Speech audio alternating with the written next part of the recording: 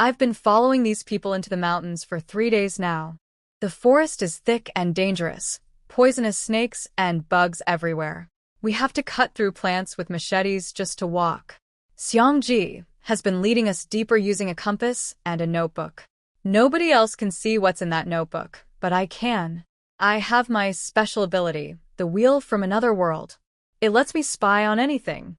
His notebook is written in Japanese, and it's a diary from over 30 years ago, from when the Japanese invaded this land. I figured it out. Back before the apocalypse, there were always rumors about this. The Japanese stole treasures, antiques, coal, and wood from here.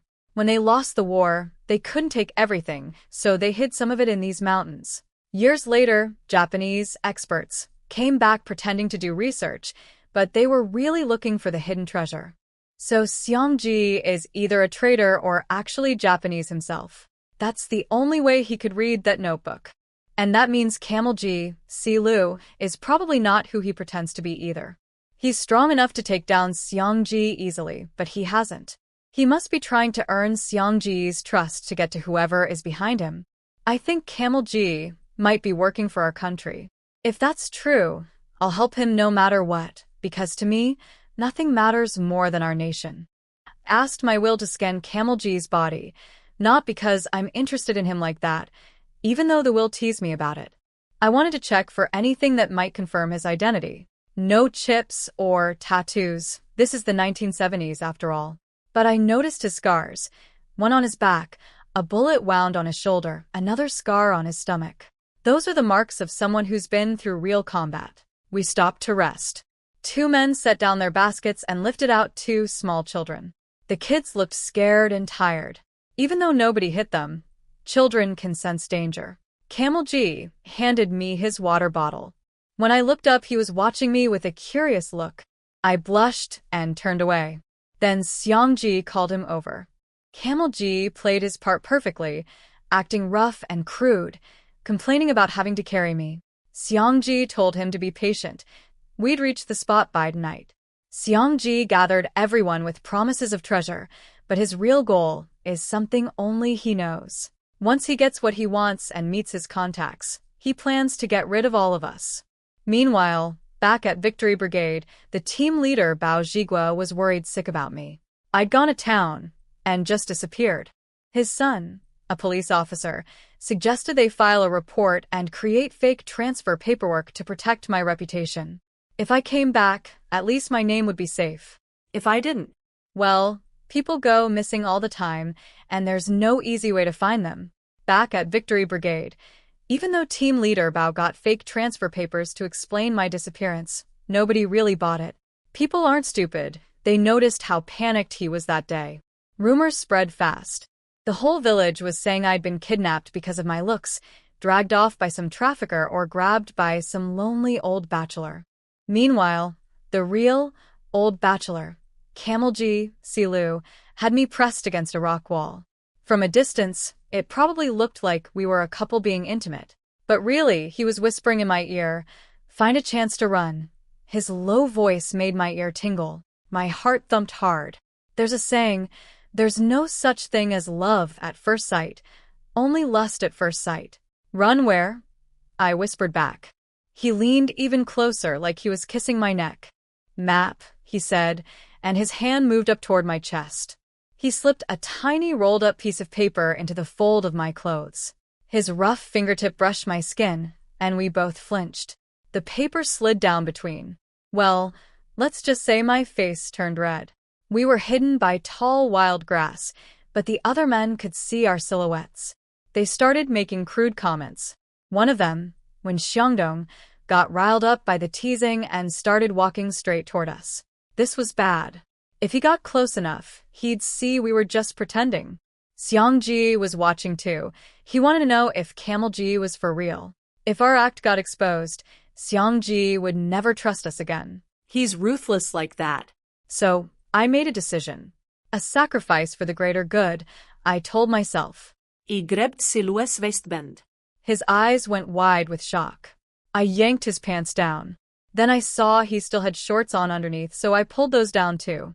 He was exposed. In the mountains, that takes courage. when Xiangdong pushed through the last bit of grass and saw a bare backside. I was curled up tight against Camel G's chest, trembling and hiding my face. Camel G quickly pulled up his shorts and roared at him. Get lost, when Xiangdong nearly lost his mind with fear and scrambled away. He was just glad Camel G had shielded me so completely that he hadn't seen anything of mine. But he had seen Camel G's. Well, He was terrified there'd be payback. Everyone saw it. Even Xiang Ji quietly looked away, now fully convinced that Camel G was the real deal, wild enough to do that out in the open. Crisis averted. Si Lu let out a breath, but gripped his waistband tightly. How are you this bold? He asked. He couldn't believe I'd just pulled his pants down like that. My will chimed in. Just admit it. You wanted to inspect the goods first. I blinked innocently and said with my most sincere face, well, it couldn't have been my pants coming off. He had no comeback for that. He pulled his pants back up properly, then ruffled my hair in revenge. When he saw my red lips, something came over him. He pressed his thumb against them and rubbed gently. He shivered, then quickly pulled his hand away, looked aside, and said, Come out in a bit. Be careful. Then he grabbed his clothes and walked off. I quickly stored the little paper map in my spatial pocket. Then I heard shouting and the sound of fists hitting flesh. Camel G was beating Wen Xiangdong to make the act convincing.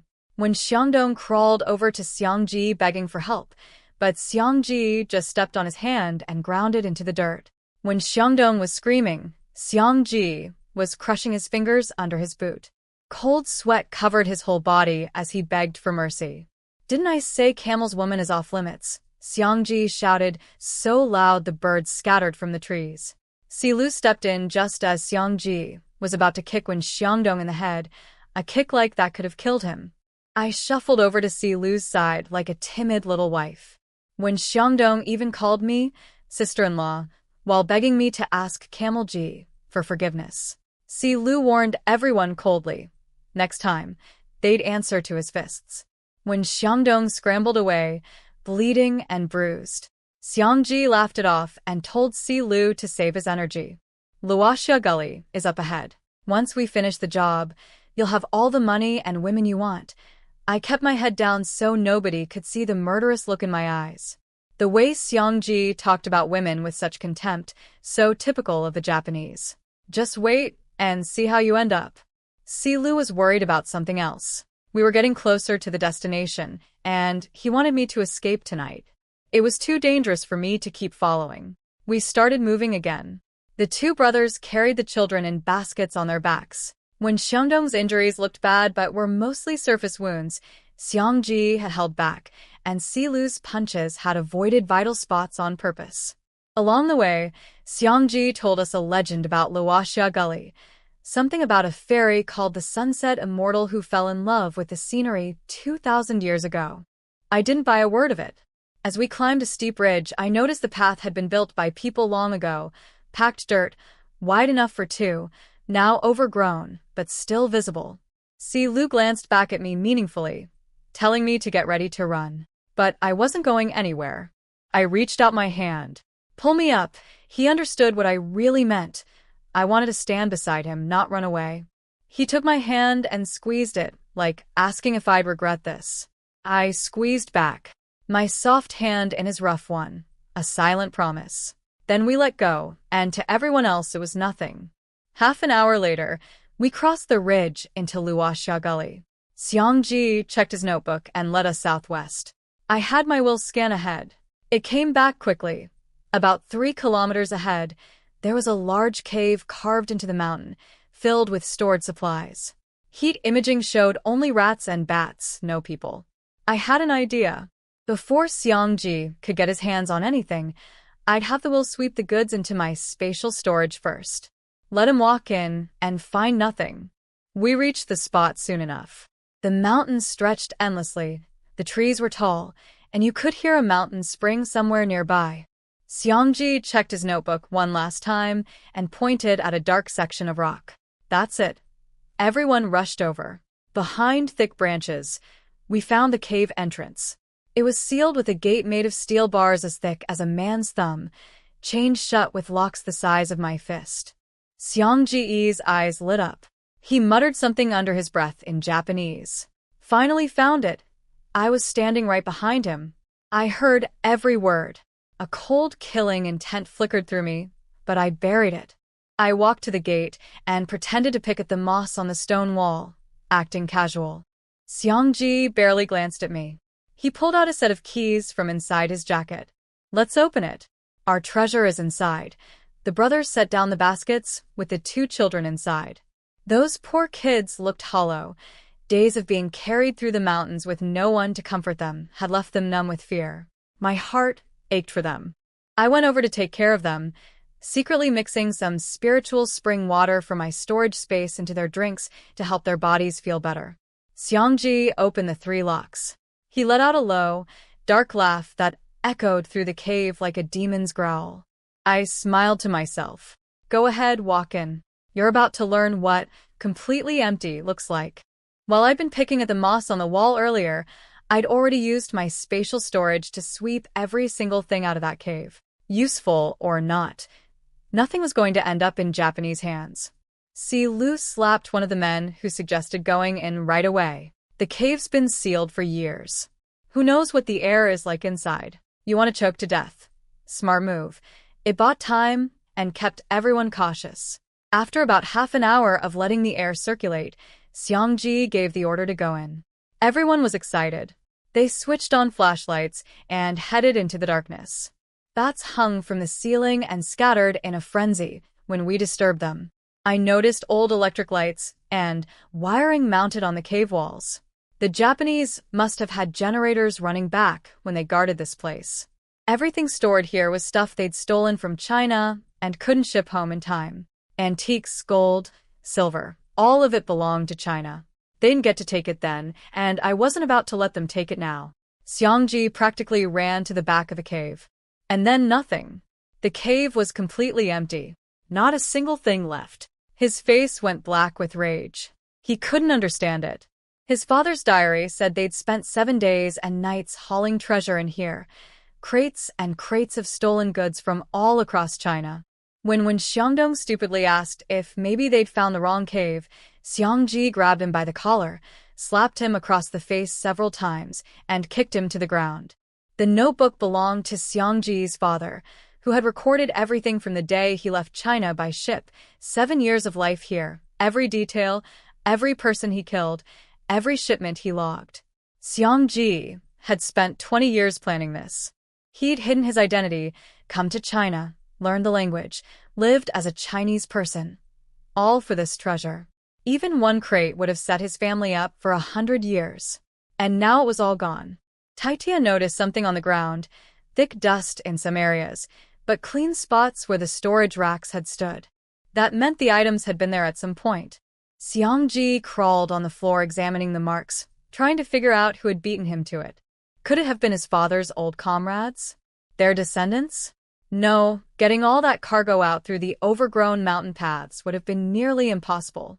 The entrance had been completely blocked by vegetation until we'd cut through it today. None of it made sense to him. 20 years of planning, all for nothing. Then, he lost control completely. Bagayero, he screamed. The cave amplified his voice. Everyone heard it, a Japanese curse clear as day. This was the early 1970s. People hadn't forgotten what Japan did to this country. Everyone instinctively stepped back, staring at him with shock and suspicion. Who exactly are you? Xiangji recovered quickly from his slip-up. He smiled coldly and said, Who I am doesn't matter. What matters is where the treasure went. Camelji played along perfectly, acting furious about the missing loot. I risked my life for money. I don't care who you are, but no money means trouble. He kicked the cave wall and cursed.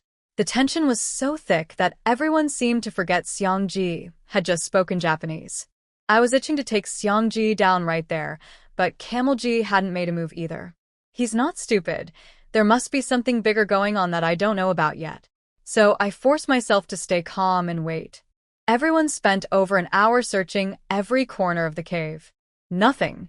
Just bats and rats. The treasure was completely gone because it was all safely tucked away in my spatial storage.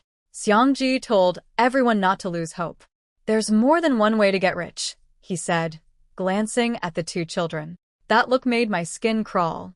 He promised everyone they'd still eat well and make big money if they stuck with him. Nobody was thrilled, but staying in the mountains was pointless, so we headed back. The return trip took 3 days. At least the path was already cleared, so it was easier going. We slipped through back roads, past Chinga Brigade, and into town without running into anyone. By the time we reached the little courtyard, it was dark and everyone was exhausted and filthy. "You stink! Get away from me!" The men started yelling at each other. Days without bathing in the summer heat, we were all disgusting.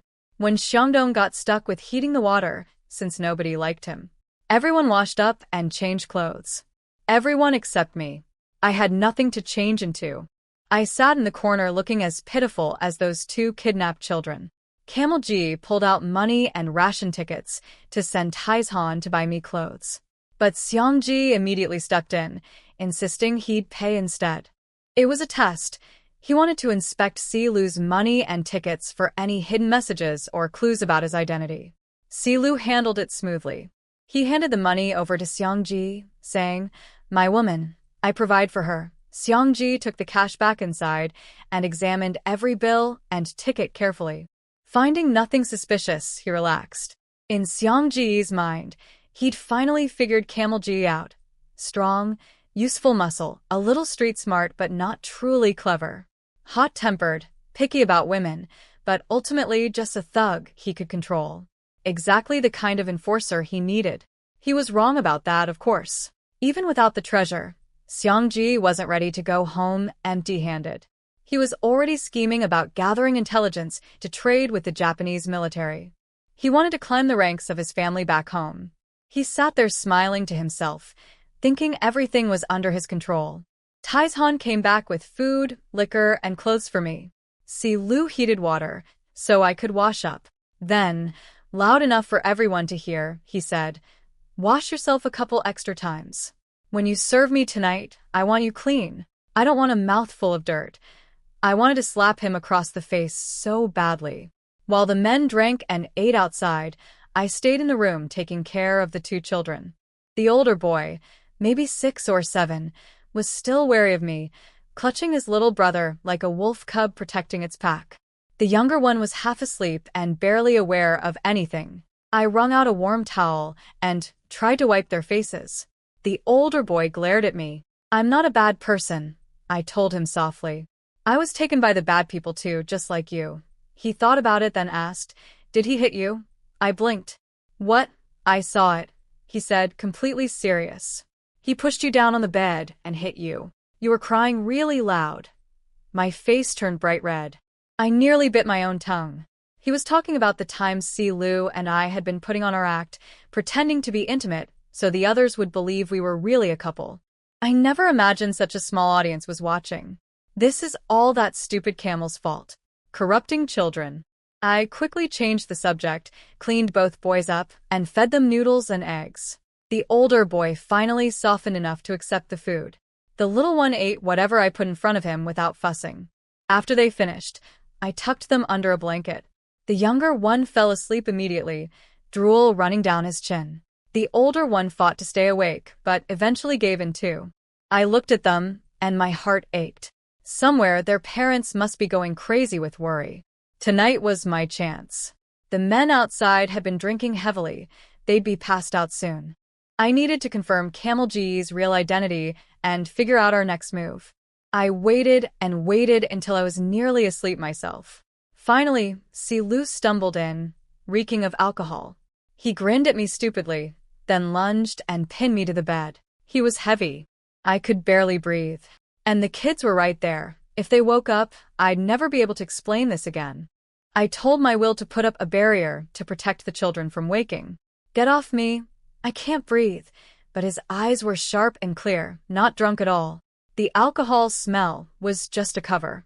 He grabbed my chin and leaned in like he was going to kiss me. My temper flared. He'd better be who I think he is, or I swear I'll kick him where it counts. Maybe he sensed the murderous intent in my eyes, because he suddenly felt a chill down below and backed off. He didn't actually do anything. He He just lay down next to me and started snoring like a chainsaw, all an act. I pretended to sleep too, then quietly ordered my wheel to seal the entire courtyard and put everyone into a deep sleep except Silu. The wheel teased me. You want to be alone with him? Planning something? Shut up. This is serious business. Sure. Remember in the apocalypse when you said Captain Shao from Hope's Light wasn't good-looking enough? And that guy Leon from Eden, you said enough. Just do your job. A familiar ripple passed through the air. Everyone in the courtyard except Silu and me fell into deep, unbreakable sleep. A thin mist settled over the yard, hiding everything from the outside world. He pushed Silu. Get up. I have questions for you. He shot upright instantly, grabbed my arm, and pressed a finger to his lips. Quiet. I was so tired of this. I pulled the light cord, and the room lit up. Silu sat up on the bed, tense and alert. Then he noticed total silence outside. No footsteps, no whispers. Everyone was out cold. Relax, I told him. I slipped them something. They're all asleep. Nobody's waking up. He looked surprised but relieved. What do you want to know? Your real identity and your mission. He struggled for a long moment, then said 3 words. Can't tell you. I laughed coldly. So you take advantage of me and just walk away? No. He was dead serious. I know you're a sent-down youth. When my mission is done, I'll come find you. Whatever responsibility I owe you, I won't run from it. But the details, I really can't say a single word. I believed him maybe 20%. Not because of his words, because of my own instincts. As for the responsibility talk, I wasn't too hung up on it. I'm not the type who thinks a man owes me his life, just because he held me.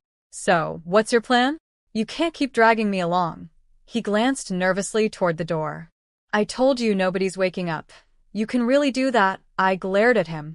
Stop changing the subject. His heart was clearly racing. He was staring at me like I was the most distracting thing in the world, even when I was angry. Then he told me his plan. He couldn't arrest Xiangji yet. There were bigger fish behind him. But he wanted me to escape tomorrow morning with the 2 children. These kids aren't ordinary, he said, his expression turning serious. They were kidnapped from Fengyang. Word is they're a military officer's children. It hit me immediately. Kidnapping an officer's kids meant leverage, forcing the officer to betray secrets or cooperate. It was an impossible choice.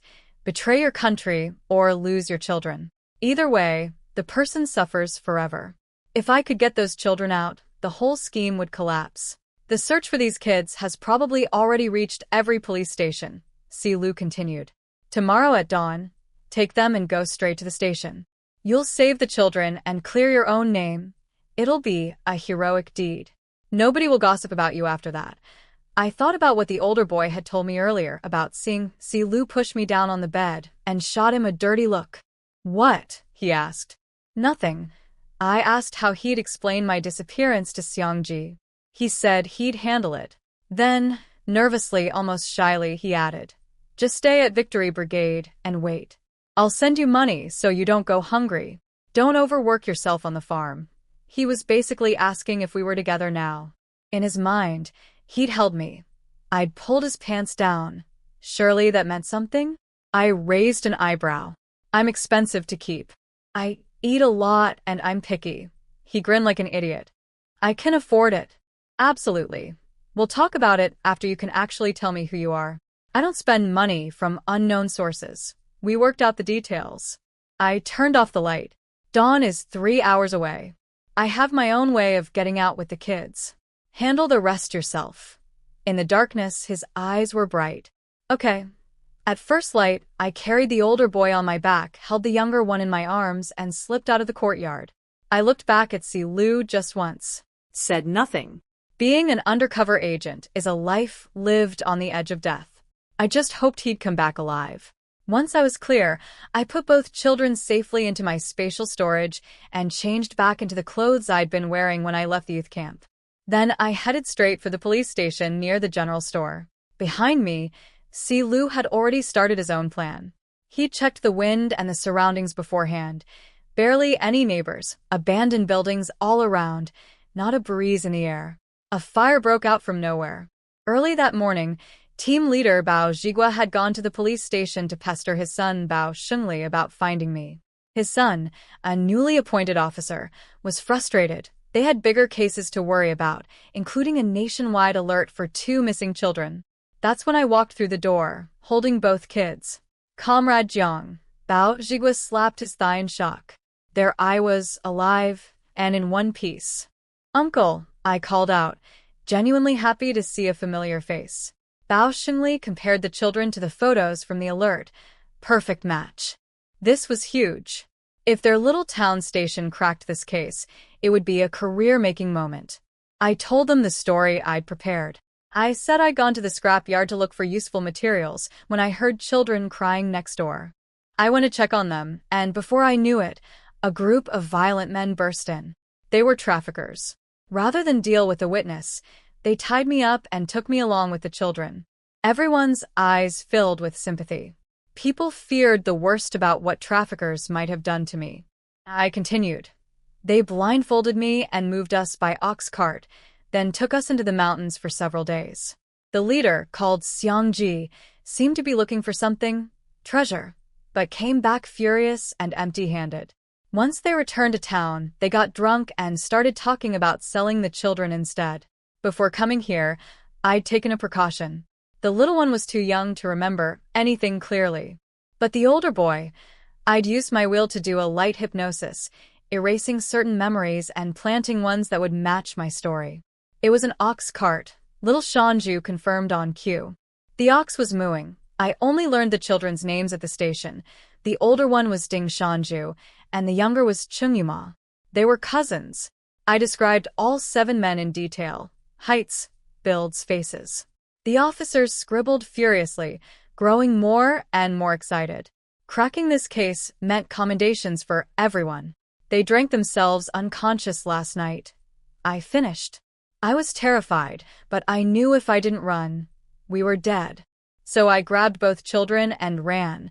The entire station mobilized immediately, racing to the courtyard I described. But when they arrived, it was already burning.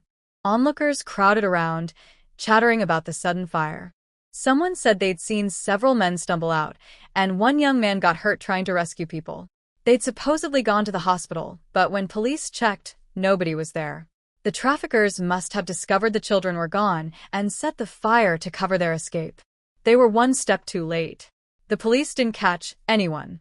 By the time they reached the courtyard, it was already on fire and the criminals were gone.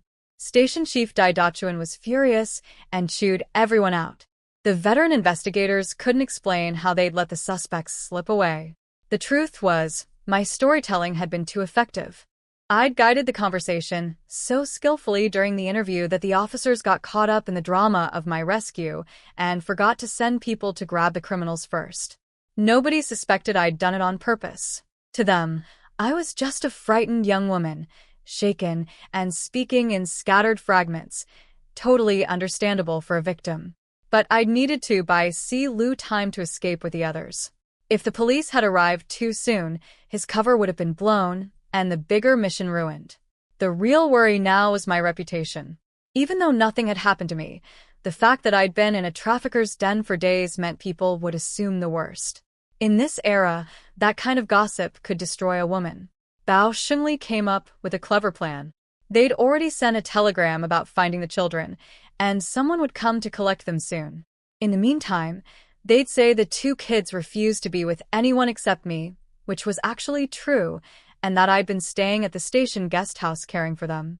That would explain my long absence perfectly. Everyone agreed it was a solid idea. They sent Officer Bao and a kind woman named Sister Qian to brief me at the guest house and rehearse the story. Don't worry, Sister Qian assured me. The guest house is fully secured. You and the children are safe. I felt a twinge of guilt. I'd manipulated those good officers today, made them look bad in front of their boss. But if I hadn't, Si Lu couldn't have gotten away, and the bigger investigation would have collapsed. After they left around 8:30, the children were sound asleep. I slipped into my spatial storage to examine what I'd taken from the cave. I pried open the first crate and gasped. It was packed with gold bars, large ones, stacked in 4 neat layers, 30 per layer. gleaming and beautiful. More crates held more gold. Others contained antique paintings, calligraphy scrolls, porcelain, and lacquerware, all perfectly preserved thanks to careful sealing. My storage space kept the temperature and humidity stable, so nothing was damaged. These treasures had been looted from all across China. That bastard Xiang Ji had risked everything to retrieve them. The last few crates made my jaw drop even further. World War II-era weapons. Japanese rifles from 30 years ago, ammunition and grenades. And most importantly, several ledger books with detailed records of every shipment, listing what was transported, how many crates, and signed by the people responsible. This was ironclad evidence. My eyes burned with emotion. Those shameless Japanese deny this history? Well, here was proof they couldn't argue with. Someday, I would find a way to hand all of this over. Every last piece would be used to nail them to the pillar of shame where they belong. I stayed at the guest house for 4 days. Good food, no work, and the children were finally relaxing. Shanju stopped glaring at everyone like a little wolf, and Yuma started smiling again. I figured I'd earned at least a commendation or a banner for this, and in this era, that kind of honor was worth more than gold. With something like that, I could walk through Victory Brigade with my head held high. Meanwhile, the children's families in Fengyang received the telegram and wept with joy. They packed immediately and took a 3-day train ride to reach us. The past 3 months had been devastating. Shanju's grandparents had been hospitalized with heart problems from the shock, and both families had spent every day drowning in guilt and tears. They arrived at the station around noon the next day, too anxious to even drink water. Station Chief Dai told them to sit and wait. The children and I were on our way. When I saw their identification, I understood why Si Lu had said these kids' identities were not simple. Ding Qinghui was a regiment commander. Chung Qingfan was a political commissar. Military families, both of them. Chief Dai told them the whole story, my version of it anyway. How I'd stumbled upon the children, been captured by traffickers, and managed to escape with both boys. Chung Yefeng, Shanju's mother, was deeply moved. She called me a hero. Right on cue, Victory Brigade's ox cart rolled up to the station. Bao Zhigua had planned this perfectly. On the cart were several villagers and a few youth camp members, including Xiao Yan and Qi Goyue, 2 gossips who'd been spreading rumors about me. "Is that Jiang Yan?" someone gasped. Everyone crowded around to watch. The moment the 2 children saw their parents, they broke down crying and threw themselves into their arms. Daddy. Mommy. Chung Yefeng held her son and nephew, sobbing uncontrollably. The fathers fought back tears, eyes red. Chief Dai introduced me. "This is Comrade Jiang. She's the one who saved both children." Commander Ding stood before me, straightened his posture, and gave me a formal military salute. "Comrade Jiang, thank you for saving our children." The villagers from Victory Brigade nearly choked. A regiment commander, that was a big deal. And he was saluting me. Chung Yefeng took my hands. "You're the bravest person I know. Not everyone would risk their life against traffickers. You are our family's savior, and the Chung family always repays its debts of gratitude." The villagers stared in awe. My reputation was being rebuilt right before their eyes, exactly as planned. Then Xiao Yan ruined the moment. She must have lost her mind with jealousy, because she shouted out loud for everyone to hear, "You've all been fooled. Jiang Yan is the biggest coward there is. There's no way she could rescue anyone. This is absolutely impossible." Xiao Yan's outburst killed the mood instantly. Everyone stared at her. Bao Zhigua looked like he wanted to strangle her. Sister Qian stepped forward in her police uniform, looking intimidating. Who are you? "How dare you talk nonsense?" Xiao Yan stammered that she was my classmate and that I was too timid to rescue anyone. Before I could respond, Chung Yefeng shut her down. She'd grown up in a military compound and could read people at a glance. So being timid means you can't save someone? That's a dangerous way of thinking. Saving people comes from a sincere heart, from goodness. My son can testify he was the victim. He was separated from us for over 3 months. Would he lie? Little Shanju marched over and stared right at Xiao Yan with his swollen, tear-stained eyes. "Jiang Jijia saved me and my brother." Chief Dai gave Bao Zhigua a pointed look. Team leader Bao, your brigade needs to tighten up its ideological education. Jealousy and laziness among young people is not a good sign. Bao Zhigua didn't hesitate. Our villagers are fine. It's certain educated youth whose thinking needs work. One sentence and he put Xiao Yan on the opposite side of everyone. The villagers piled on. They called her jealous, said she'd been trying to steal my things while I was gone, and that another youth named Dong had already scolded her for it. Xiao Yan turned white and buried her face in her knees. The matter was settled. I had saved a regiment commander's children. Nobody with any sense would dare gossip about me now. Bao Zhigua loaded everyone back onto the ox cart and headed to the general store, cheerfully predicting I'd get a banner and maybe even be named an advanced worker.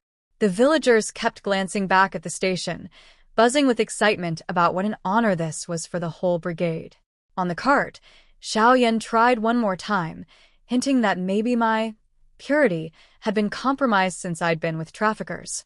Qi Guiwa shut that down immediately. Are you crazy?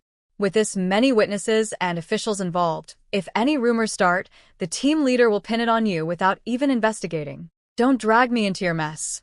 Back at the station, things went even better than I'd hoped. They actually did give me a banner. Cheng Yafeng wanted to adopt me as a sworn sister, take me shopping in the county town, buy me gifts. I turned it all down politely. Sister Cheng, I didn't think about any of this when I saved those children. If I accept rewards, it changes the meaning of what I did. She admitted I had a point. In the end, neither family managed to give me anything except the banner, which was exactly what I wanted. But Cheng Yafeng insisted on exchanging addresses and leaving me her family's phone number. If you won't even agree to stay in touch as family, the old man back home will scold us for being ungrateful. I couldn't refuse that. We agreed to treat each other like relatives. I said goodbye to the children. Little Yuma was too young to understand, but Shanju was 7 and knew what parting meant. Jiangjie will miss you. You have to come visit us. I promise. It's a deal. I left the station with my banner, feeling good. Behind me, Ching Ching Fan, the children's uncle, watched me go with a thoughtful expression, like something about my face was familiar to him, but he couldn't quite place it. Ching Ching Fan couldn't figure out why my face seemed so familiar. He eventually shrugged it off. Whoever I looked like, I was his family's savior, and that's what mattered. The two families called home to share the good news. On the phone, the children's sweet voices made everyone cry with relief. Old Master Ding was furious when he heard I'd only accepted a banner and nothing else. But when Cheng Yafeng explained my reasoning, that accepting gifts would cheapen the act of saving their children, the old man calmed down and actually praised her handling of it. He agreed that making me family was the right move. Poor Commander Ding couldn't understand why his wife got praised for saying the same thing he'd been scolded for. A few days later, both families headed safely back to Fengyang with the children. As for me, I loaded up on supplies at the general store. Some went secretly into my spatial storage. The rest I carried openly to bring back to camp.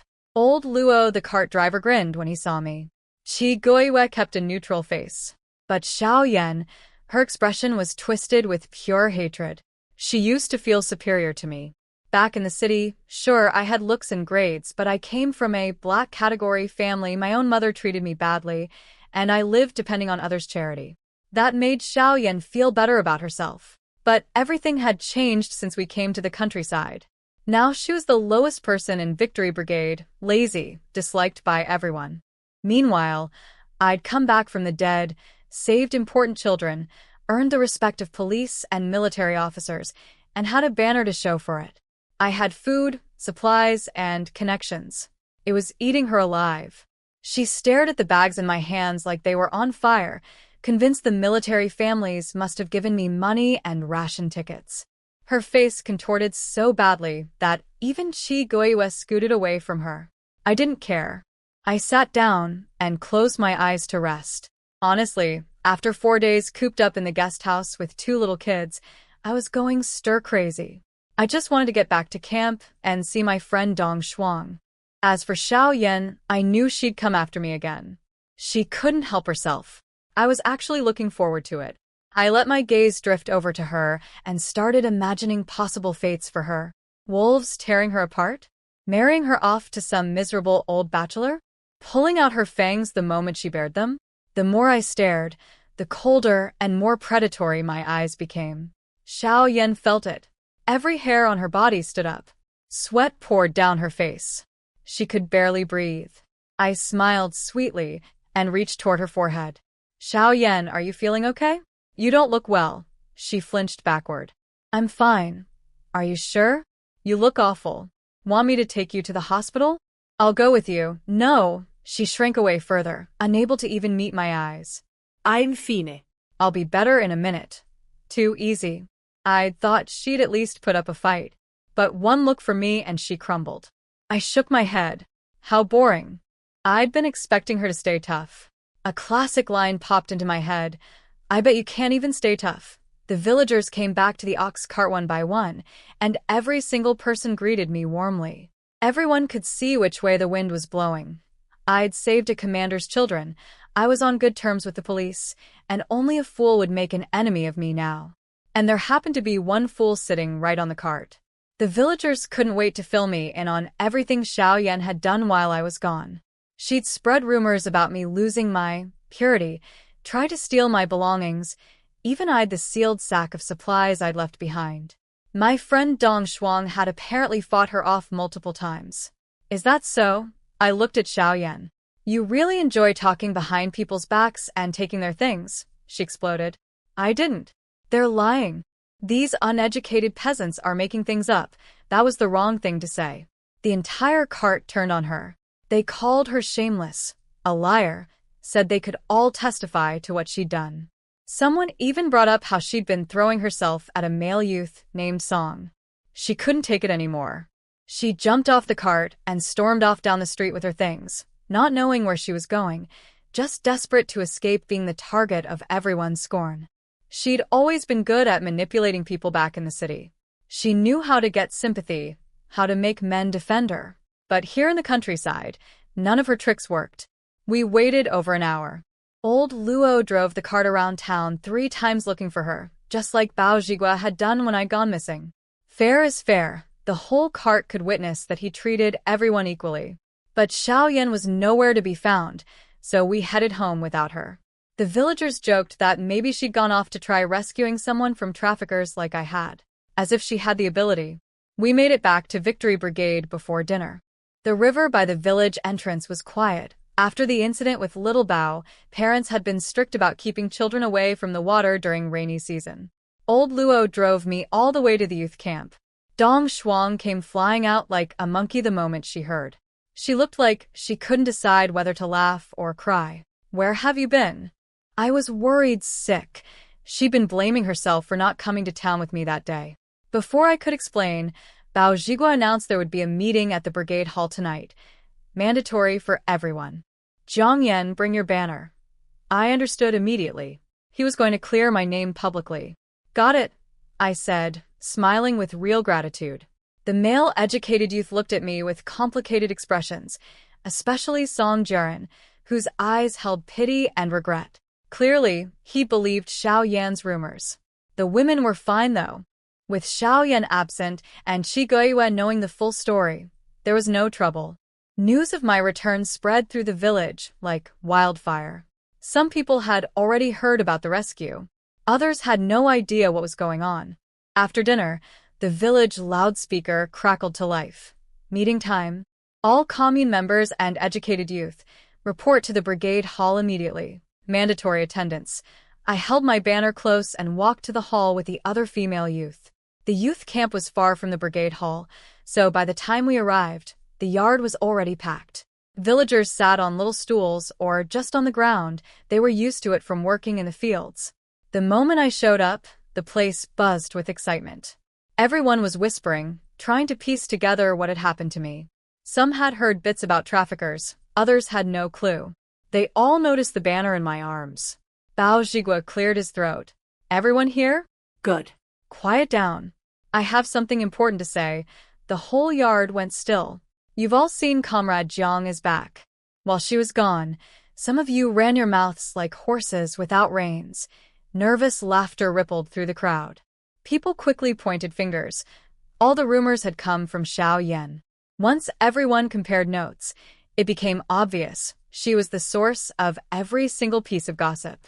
The villagers turned their eyes on Song Jiren, who'd been close to Jiang Yan. He immediately denied any connection. "We're just from the same hometown." I felt sorry for her. That's all. I had no idea she was like this. But nobody bought it. They'd all seen those two together, and his rush to distance himself only made him look worse. Bao Zhigua moved on. "I told you before that Comrade Jiang was transferred for official business. You didn't believe me. Well, now the case is closed and I can tell you the truth." His voice rose with pride. Comrade Jiang was assisting the police. She rescued 2 kidnapped children, saved 2 families, and helped crack a major case. She is the pride of Victory Brigade. The crowd erupted in applause. Then someone in the back muttered, "How do we know it's even real?" The clapping died instantly. Bao Zhigua et lodet. "Which coward said that? Stand up if you dare." Silence. Nobody moved. The villagers who'd been at the police station stood up one by one to vouch for me. They described how a regiment commander had personally saluted me, how the station chief had praised me, how the children's families had wept with gratitude. One woman added that I'd refused all rewards except the banner because I valued honor over money. "Comrade Jiang, show them the banner," Bao Zhigua called out. I stood and unfurled it with a snap. Red velvet with gold lettering that gleamed in the light. Someone who could read called out the words, "Brave and righteous, striking down criminals." The crowd went wild. They'd never seen anything like it. Bao Zhigua asked me to say a few words. I stood up and gave a little speech, praised the villagers' warmth and courage, said their spirit had inspired me, threw in a few proper slogans to keep things politically correct. Then I announced I was donating the banner to Victory Brigade, to be hung in the office for everyone. That really set them off. A banner like this meant the commune leaders would have to take notice of our brigade. It was a collective honor now. "This isn't my personal glory," I said. "It belongs to all of Victory Brigade." Thunderous applause. I thought that would be the end of it. But apparently, things weren't finished yet. That evening, I shared the food I'd bought at the general store with everyone at the youth camp.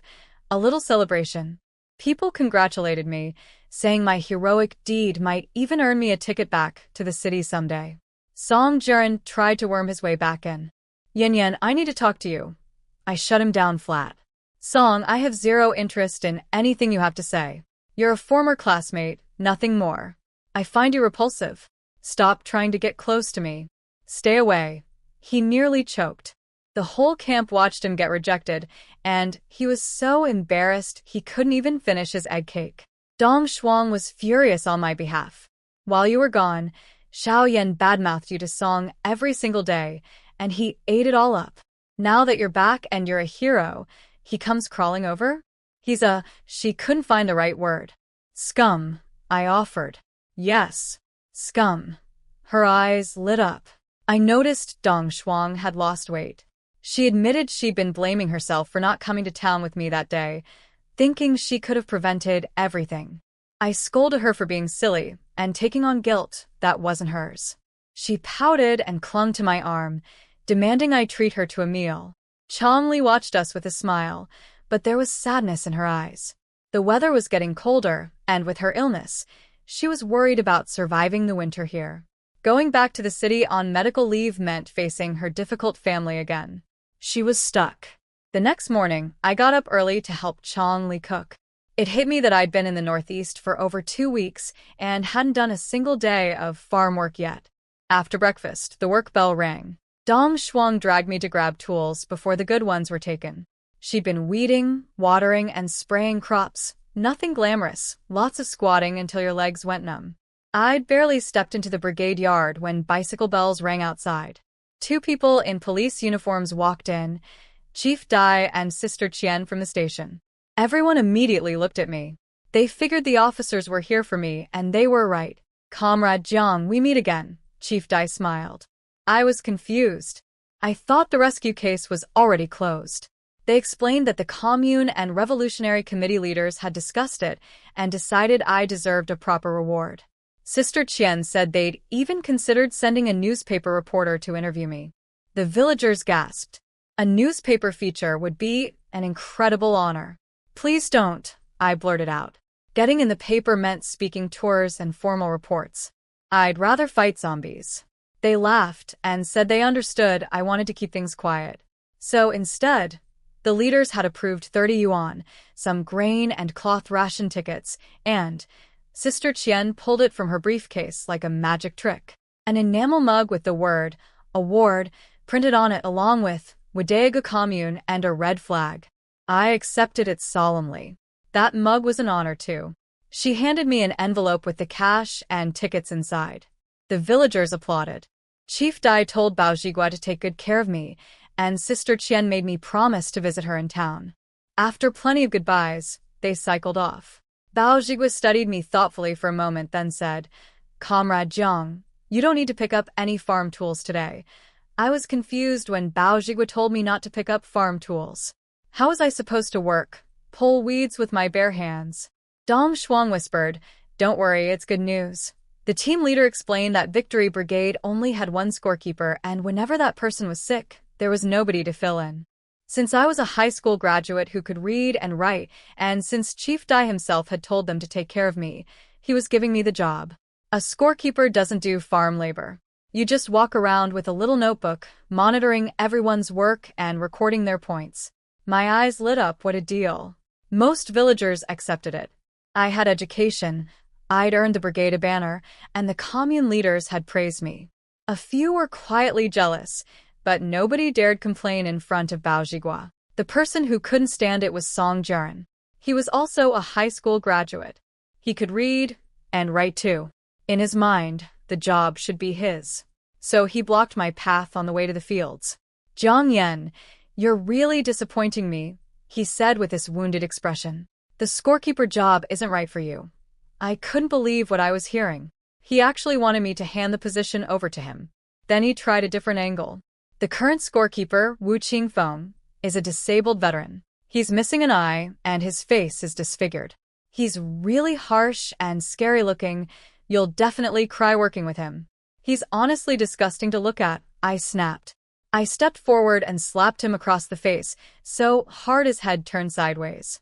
Wu Qingfeng is a wounded soldier who bled for this country to protect people like us. He's a hero.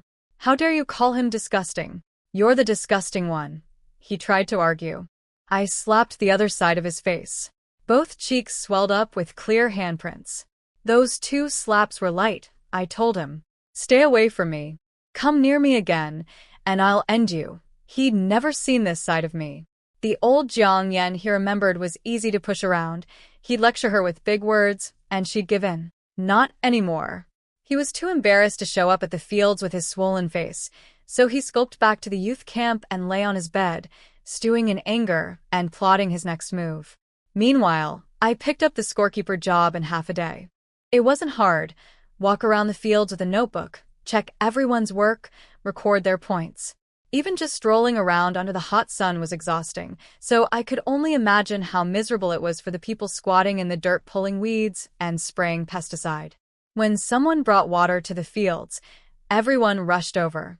I had my own water bottle filled with spiritual spring water from my storage space. One sip, and all the heat drained away. Bliss. I was enjoying the moment when someone screamed from across the field. "Help! Come quick!" Dafu's wife drank pesticide. The woman who drank pesticide was Ji Xiaoqiao, Dafu's wife. She was barely in her 20s, but already had 3 daughters. Because she hadn't produced a son, her mother-in-law Zhang Chunhua tormented her daily, cursing her from sunrise to sunset without repeating herself once. Her husband Lu Dafu was a mama's boy who never said a word in her defense. "That's my mother. She raised me alone. What do you want me to do?" That was all he ever said. This morning, Zhang Chunhua had slapped Xiaoqiao across the face twice. When Xiaoqiao begged her husband for help, he didn't even look at her, just grabbed his pants and walked to the outhouse. Something inside her snapped. During work, while nobody was watching, she drank half a bottle of undiluted pesticide. By the time people noticed her foaming at the mouth on the ground, it was almost too late. Bao Zhigua wanted to rush her to the hospital in town, but I knew she wouldn't survive the trip. I checked her condition. Heavy sweating, difficulty breathing. Her organs would start failing soon. We need to make her vomit. Get me manure water. Now. Everyone stared at me in horror. We're saving a life. Move. Bao Zhiguo remembered how I'd saved little Bao and snapped into action.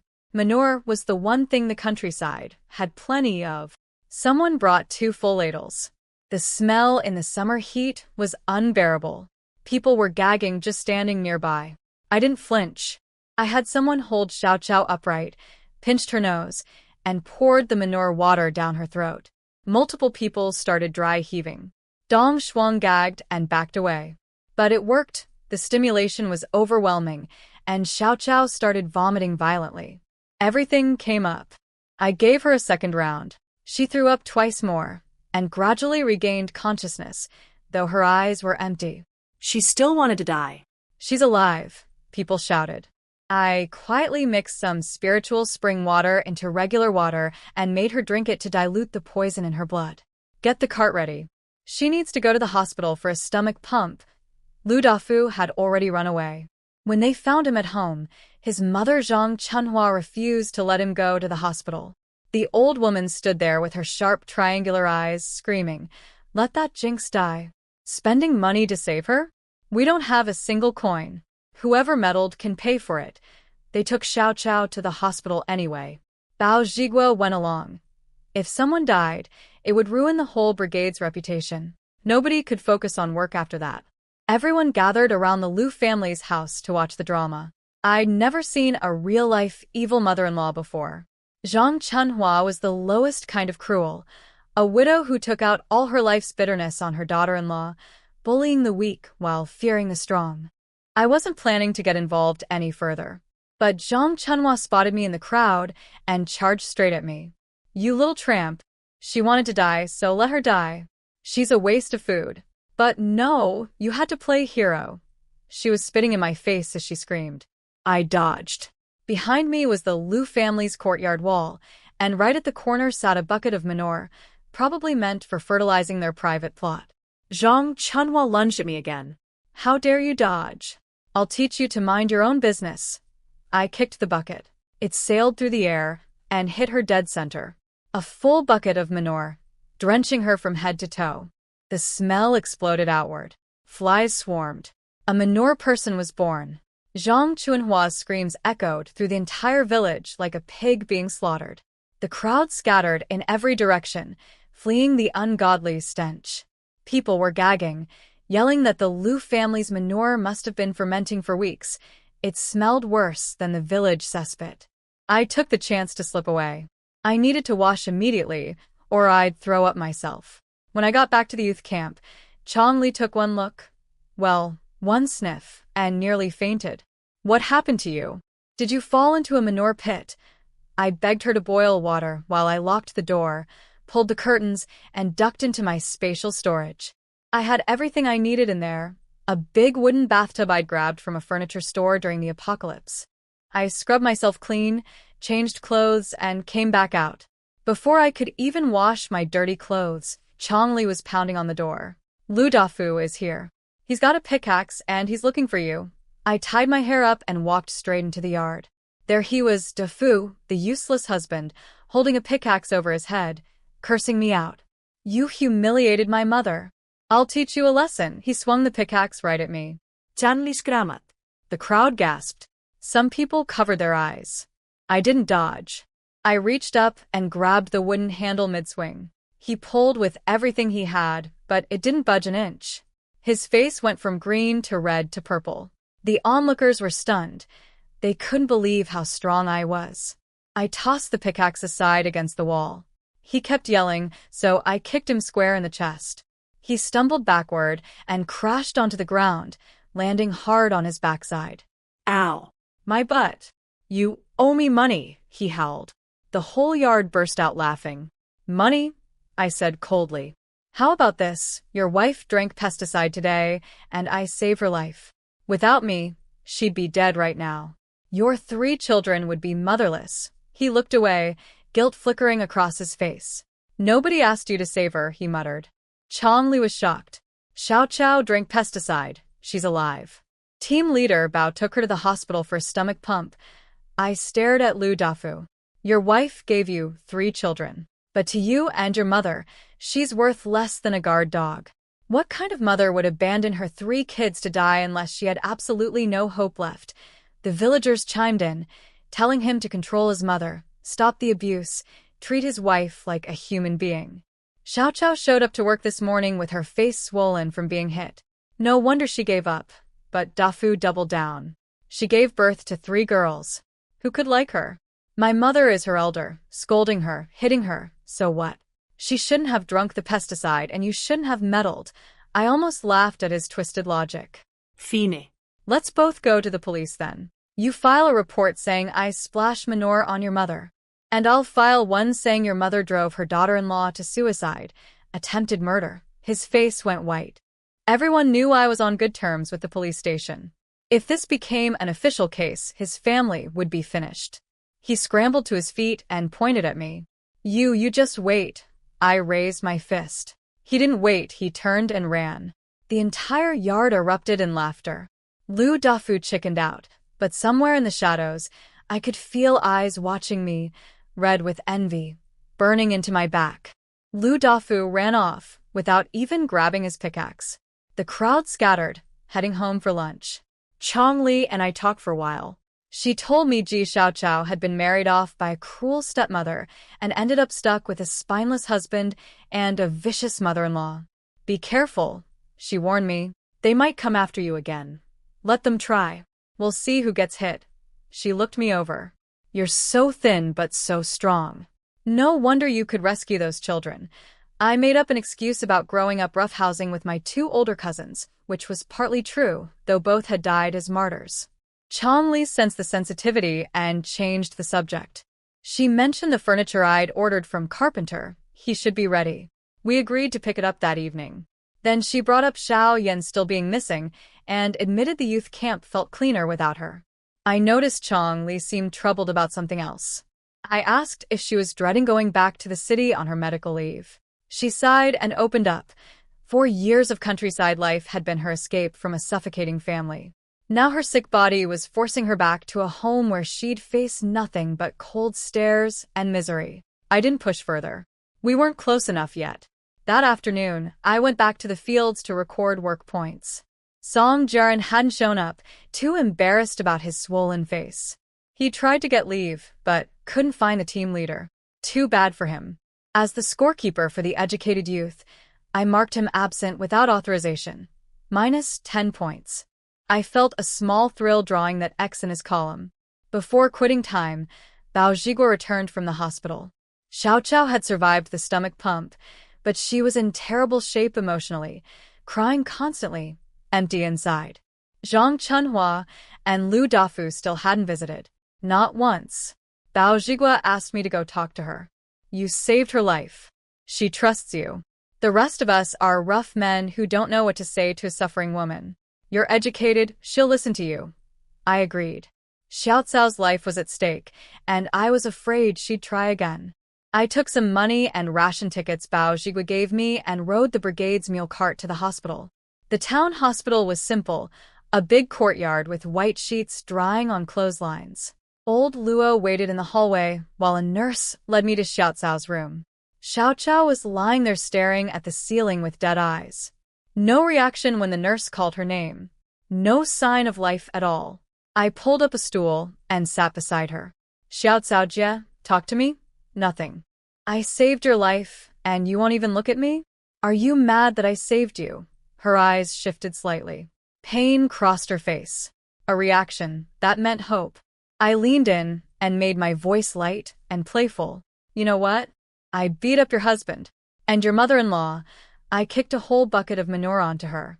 Don't you want to hear about it? She finally turned her head toward me. Really? The whole village saw it.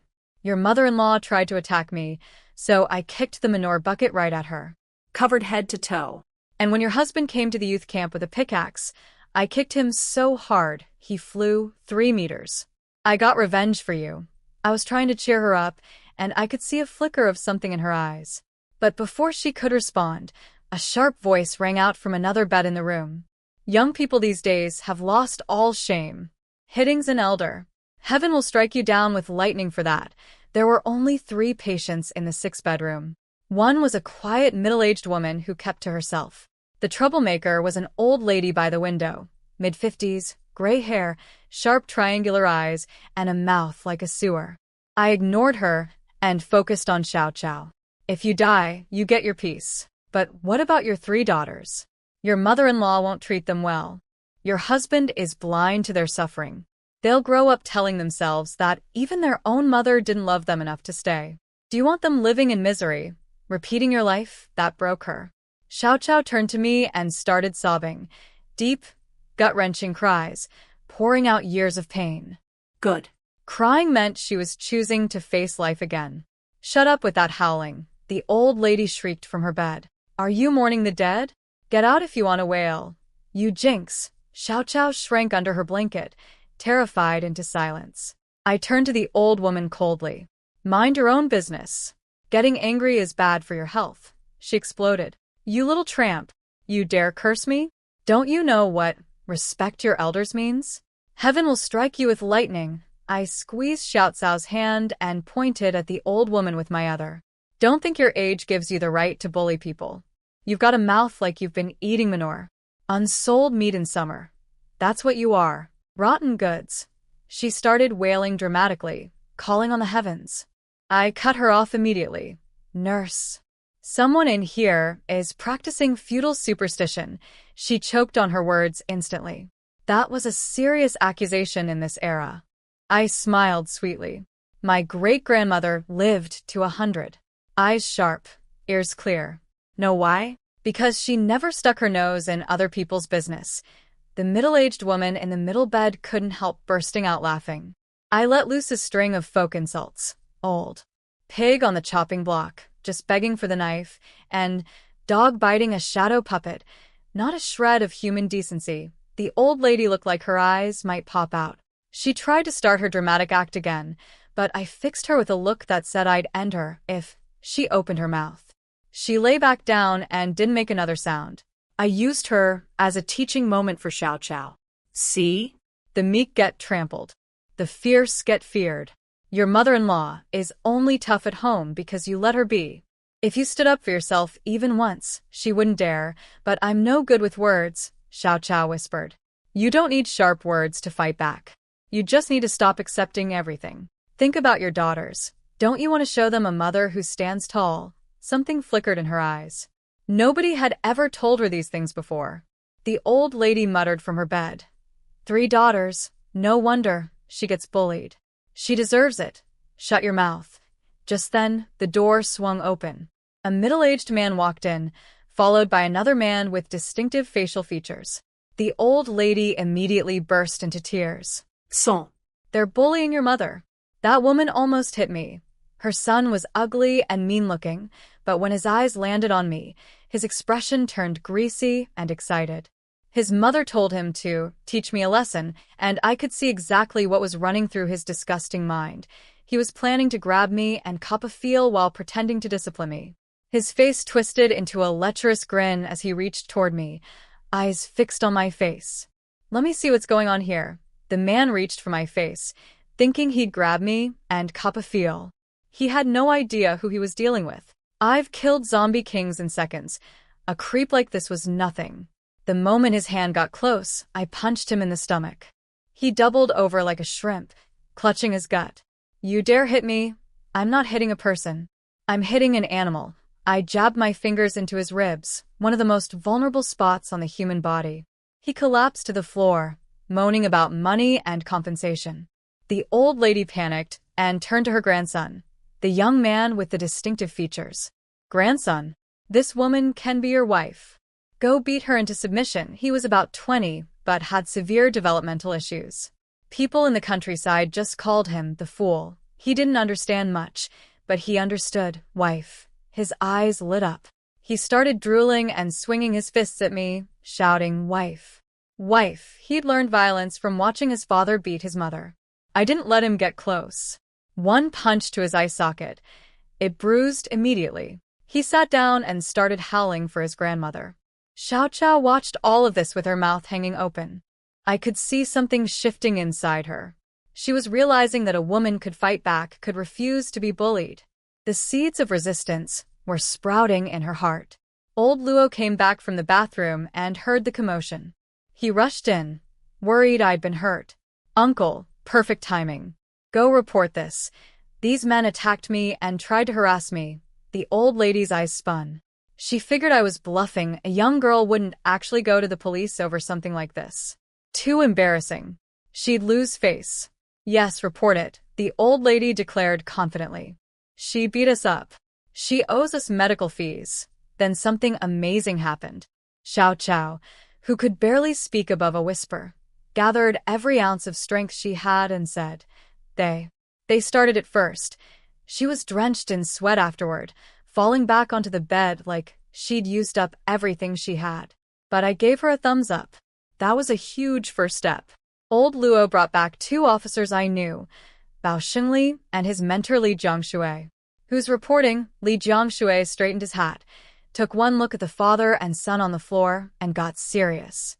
The old lady, Gung Dongmei, suddenly lost all her bravado. She pressed herself against the wall, wishing she could disappear.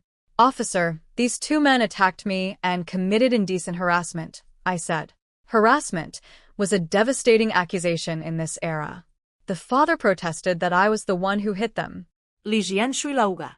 "You're twice her size. You expect me to believe this little girl beat you up?" But then the grandson lost control. He started screaming, "I want a wife," and lunged at Li Jiangshui. His eyes were wild, his face bright red. When Li Jiangshui tried to restrain him, the young man headbutted at his face. Bao Xingli yanked his mentor aside just in time. The old lady whispered something that made my blood run cold. "He's having an episode again. Don't let him kill another one." Had this man killed someone before? The grandson went berserk, thrashing, attacking, impossible to approach. Hospital staff came running with sedatives, but nobody could get close enough to inject him. He was huge, and his strength had tripled in his frenzy. "Officers, please, my grandson is mentally ill. He's just a fool. Don't hold it against him," the old lady begged. While everyone was focused on the chaos, I quietly pulled out a needle and slipped behind him. I moved fast. One long needle straight into the pressure point at the base of his skull. Before anyone could react, the grandson's body swayed, and he collapsed unconscious onto the nearest bed. The old lady screamed. The father lunged at me, but Li Jiangshui held him back. "You're going to attack someone right in front of police officers?" No wonder she filed a report. The doctor examined the grandson and saw my needle. His eyes lit up with respect. "This is an acupuncture needle, inserted precisely into a pressure point. It rendered the patient unconscious without causing any harm." Very skillful. The father calmed down after hearing that, but still cursed at me. I quietly pulled out my needle and whispered to Bao Xingli what I'd overheard the old lady say, something about her grandson having killed before. "Really?" he asked. "I heard it with my own ears." "Take them in and find out." They called for backup and hauled the whole family to the station. The old lady tried every trick, headaches, dizziness, playing dead, but the doctor confirmed she was perfectly healthy. She'd been faking illness to scam a neighbor into paying her hospital bills. Bao Xingli investigated my tip, and it turned out to be real. Last year, a 19-year-old girl had vanished from the Yan family's village. Broad daylight, no trace, no body. The case had gone cold after 3 months. Under interrogation, the father cracked quickly. He confessed everything. The grandson had dragged the girl into their house while nobody was home, intending to assault her. When she woke up and slapped him, it triggered one of his episodes. He strangled her to death. When the grandmother found the body, the family panicked. They buried the girl in their private plot during spring planting season, and nobody ever found her. The case was solved. All 3 were arrested. At the station, I earned a new nickname, Crime Buster. Chief Dai even joked about giving me an unofficial position. As for Xiao Chao, she spent 2 days recovering at the hospital, and I could see something had changed inside her. On the ride home, she got visibly tense as we approached the village. "Remember," I told her, squeezing her hand, "no loss as a husband or mother-in-law can beat and humiliate a woman. If they try again, do what I taught you. She nodded. I remember. The whole village came to watch her return. Her 3 daughters, thin, with dry yellow hair, threw themselves into her arms, crying. Bao Zhigua sternly warned Lu Dafu and Zhang Chunhua never to abuse her again. The mother and son agreed to his face, but their eyes burned with hatred. Xiao Chao saw it, and her heart trembled, but she held her children tight. She remembered what I told her. You have to stand on your own. The team leader can save you once, but not forever. No one can be relied on more than yourself. That night, Xiao Chao hid a pair of scissors on her body. Sure enough, once the children were asleep, Lu Dafu grabbed her by the hair. This time, she stabbed the scissors into the web between his thumb and finger. Blood poured out. He yelped. You got guts now. Zhang Chunhua rushed in and saw the blood. Xiao Chao held up the scissors, glaring at them both with a ferocity she'd never shown before. Lu Dafu, if you ever hit me again, I'll take your life. Don't think you can bully me like before. If it comes to it, my 3 daughters and I will take you 2 down with us. I'll burn this house to the ground and we'll all go together. She remembered what I'd said. The tough fear the reckless, and the reckless fear someone with nothing to lose. After the scissors incident, Xiao Chao finally found her backbone. She'd stared death in the face. Lu Dafu didn't scare her anymore. A new day. I grabbed my little notebook and headed out to work. Honestly, it was embarrassing. I'd been at Victory Brigade for over 2 weeks and had only worked 2 actual days of farm labor. Instead, I'd been rescuing children, visiting hospitals, fighting creeps, and accidentally solving a murder case. The educated youth were struggling. No oil in their food, never enough grain to fill their stomachs, no energy to work, a vicious cycle. I started thinking, what if I could help Victory Brigade make more money? Private business wasn't allowed in this era, but collective enterprises were. Down south, cooperatives and handicraft workshops were already popping up. Maybe I could figure something out. I found Bao Zhigua sitting under a tree on a dirt ridge. Uncle, I wanted to ask about employment opportunities around here. He was confused at first, so I mentioned the nearby lumber stations that hired local workers. He sighed. Those jobs never went to Victory Brigade. They were too far away. So couldn't we find other ways to improve everyone's living standards? I asked. He caught on fast. You have an idea, don't you? Not yet. I need to investigate first. Once I'm sure it's workable, I'll report back. He jumped to his feet, suddenly energized. Take 5 days off from scorekeeping. Go investigate. I'll count your work points. Need people? A cart? Just say the word. Victory Brigade was poor. Surrounded by mountains but cut off from the lumber industry. Their farmland was scattered in patches. A bit of corn here, some sweet potatoes there. Never enough to farm at scale. Bao Zhigua desperately wanted better lives for his people, but had nothing to work with. I was about to leave when I remembered. Team leader, Xiao Yan still hasn't come back. Shouldn't someone look for her? Before he could answer, someone shouted from the distance. Team leader, Comrade Xiao is back. Well, speak of the devil. And what a sight she was. Not a scratch on her. In fact, she looked better than before she disappeared. New clothes, leather shoes instead of cloth ones, a shiny hair clip, and a wristwatch on her arm.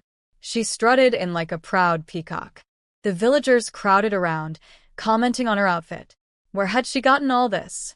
I had no interest in watching her show off. I was heading to Carpenter He's place to check on my furniture. But Xiao Yan wouldn't let me go. Jiang Yan, where are you going?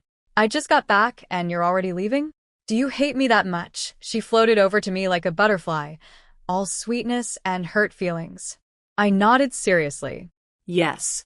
You're supposed to be smart. Why do you keep doing stupid things? I don't want to see you. Her expression nearly cracked. She couldn't believe I wouldn't even pretend to be polite. But I haven't done anything wrong. Why are you so mean to me? I glanced at Bao Zhigua and gave him a look that said, she's your problem now. Then I flashed my scorekeeper's notebook in front of her face. See this? I'm the scorekeeper now. I have work to do. No time for you.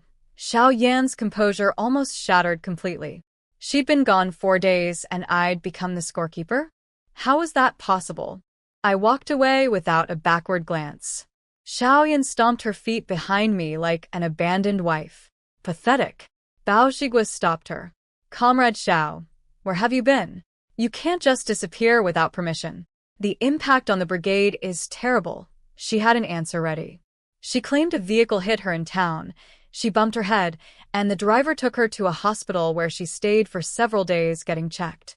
She pulled out hospital receipts with official stamps from a lumber station clinic, bed fees, nutrition fees, dates matching up. Bao Zhigua couldn't prove she was lying, so he let it go. Fine. You're back, you work. You can rest this afternoon, but tomorrow you're in the fields.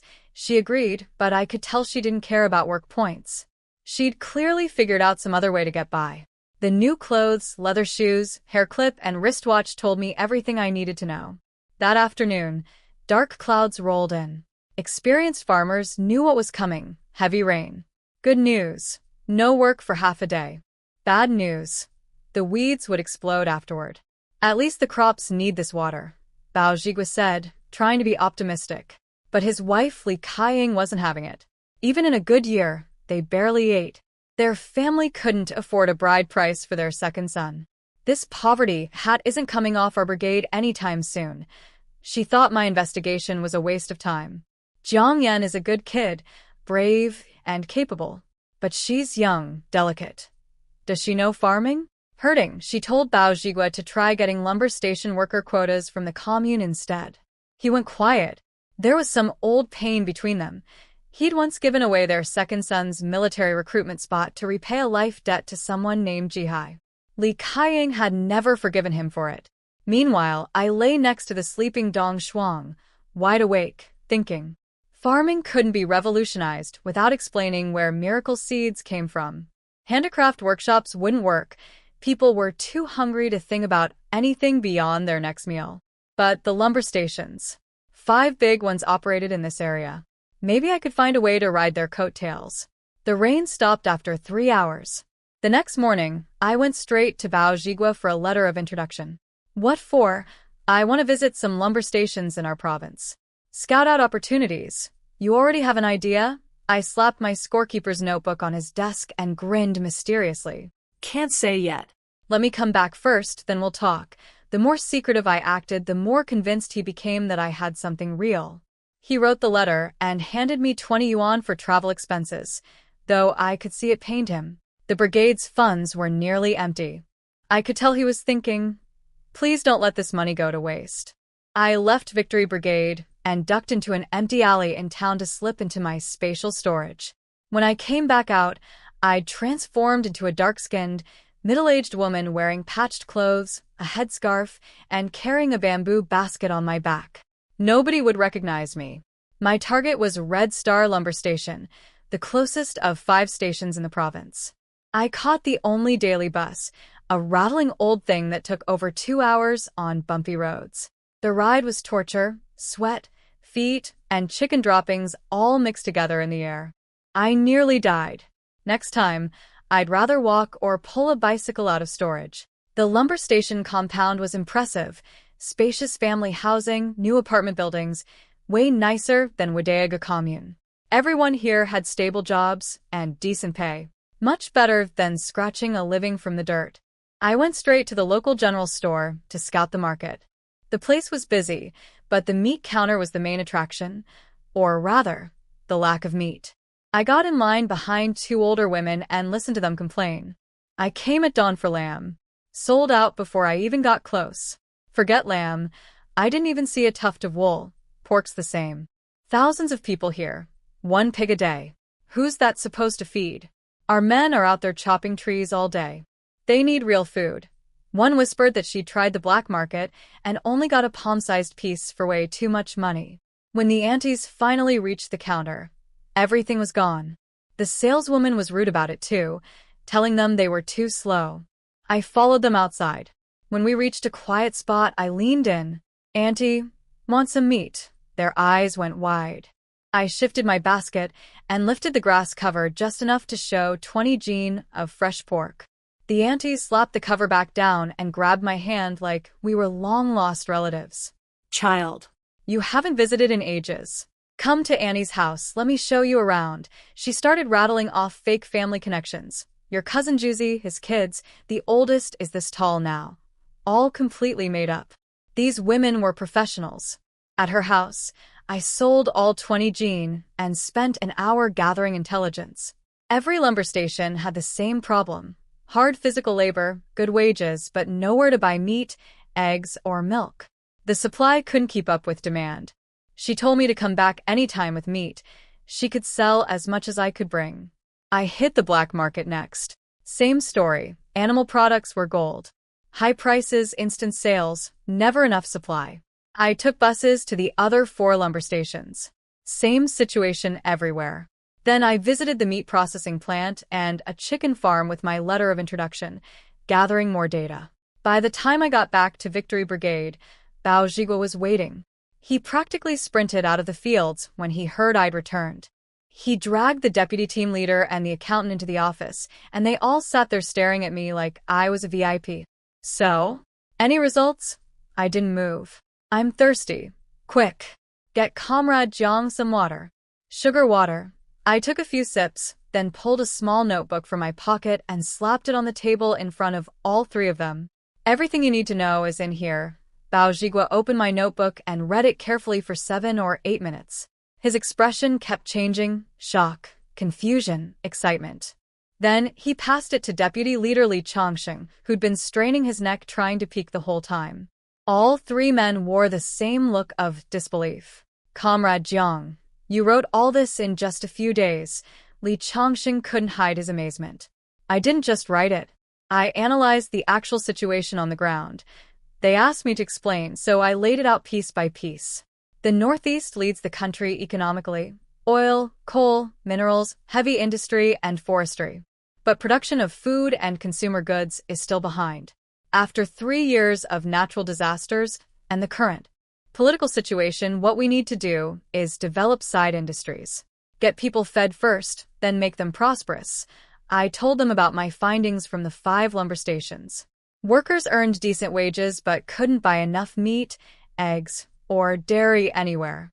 Their bodies were breaking down from the hard labor, without proper nutrition. Meanwhile, the local meat processing plants and farms couldn't keep up with demand.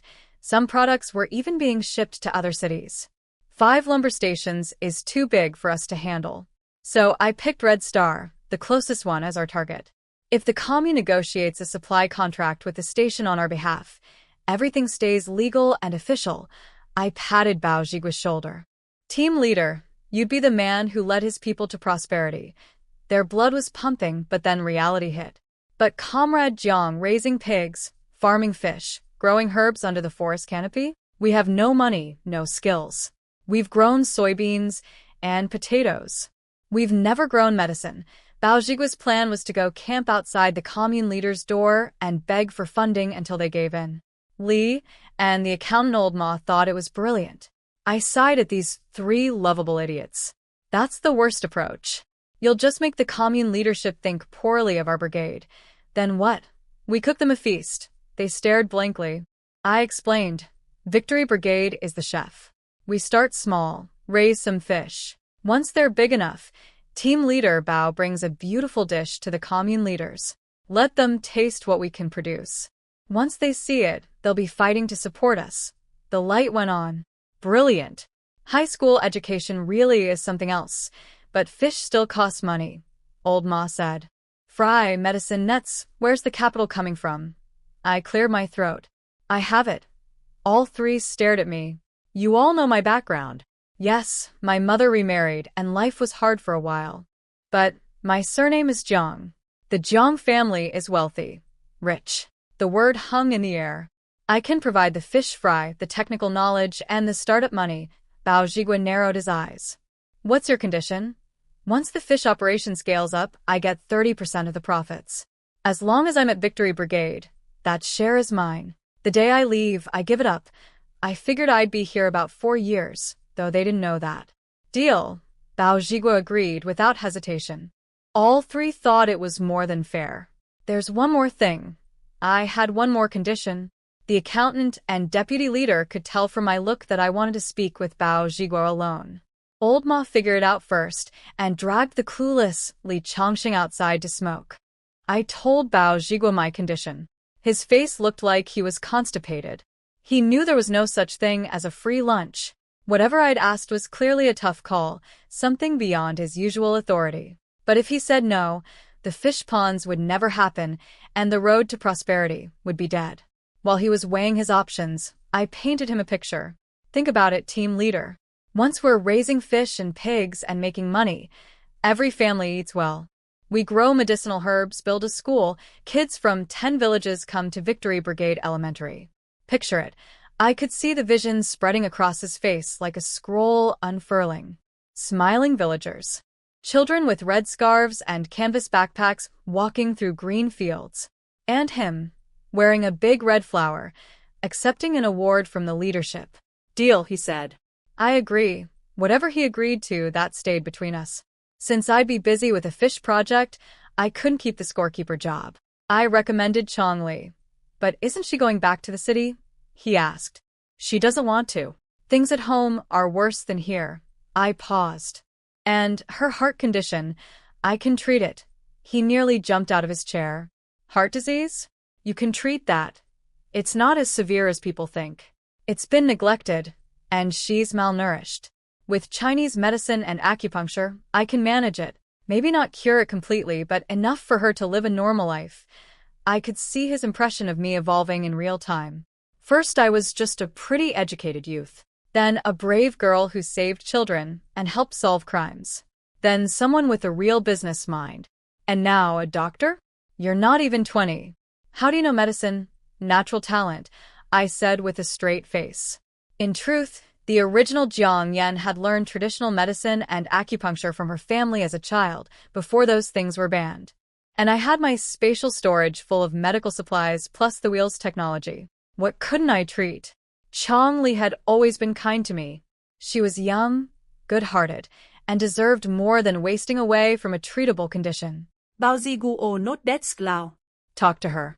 If she wants treatment and wants to stay, I'll make it work. Then can I start scouting locations for the fish ponds? Even a small operation needed the right spot, somewhere that could expand later. Go ahead. You're in charge. He hesitated.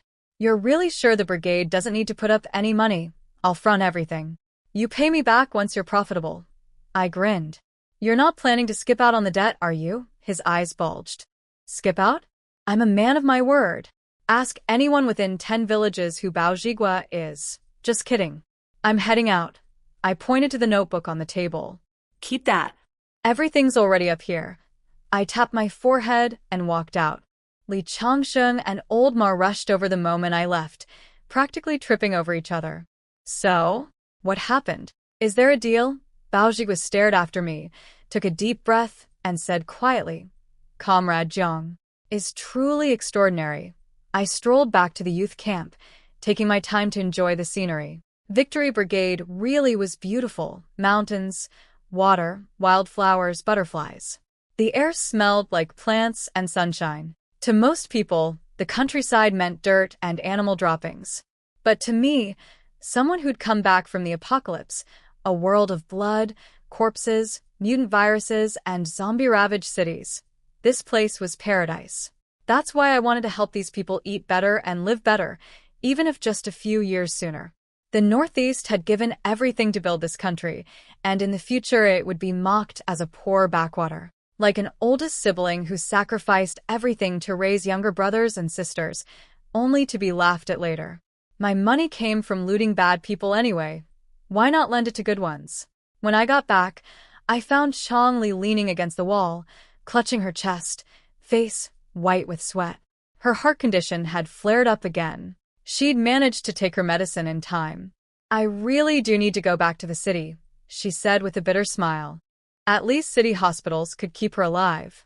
What if I could treat your condition, get it 70% better, keep the attacks from happening? Would you stay or go? Stay, she answered instantly without even thinking. Then, figuring she'd be leaving soon anyway, she opened up about her family. She was the only daughter, treated like livestock. Her parents made her give up everything for her brothers. She'd passed the exam for technical school, but her mother sold the admission letter to someone else. She got a job at a textile factory, sold again. Finally, She secretly signed up as a sent-down youth to escape being married off to a crippled old bachelor for 200 yuan in bride money. If I die here, my parents will come with my brothers and demand money from the brigade. They're absolutely capable of that. My killing instinct stirred. Do you trust me? I asked. She looked confused. My family were traditional doctors for generations. I've known medicine since I was small. Your condition is angina. I knew from the first time I checked your pulse. Her eyes went wide. I'd guessed exactly right. I'm serious. Let me start you on herbal medicine and acupuncture tonight. 7 days of needles first. If you feel better, we continue. Acupuncture? Does it hurt? Her nervous expression made me laugh. Not too much. You'll be fine. Once you're better, you'll take over as scorekeeper. I already arranged it with Bao Zhigua. The work is light, perfect for you. But what about you? She was shocked. Everyone envied that position. I'll be fine. I've got plans.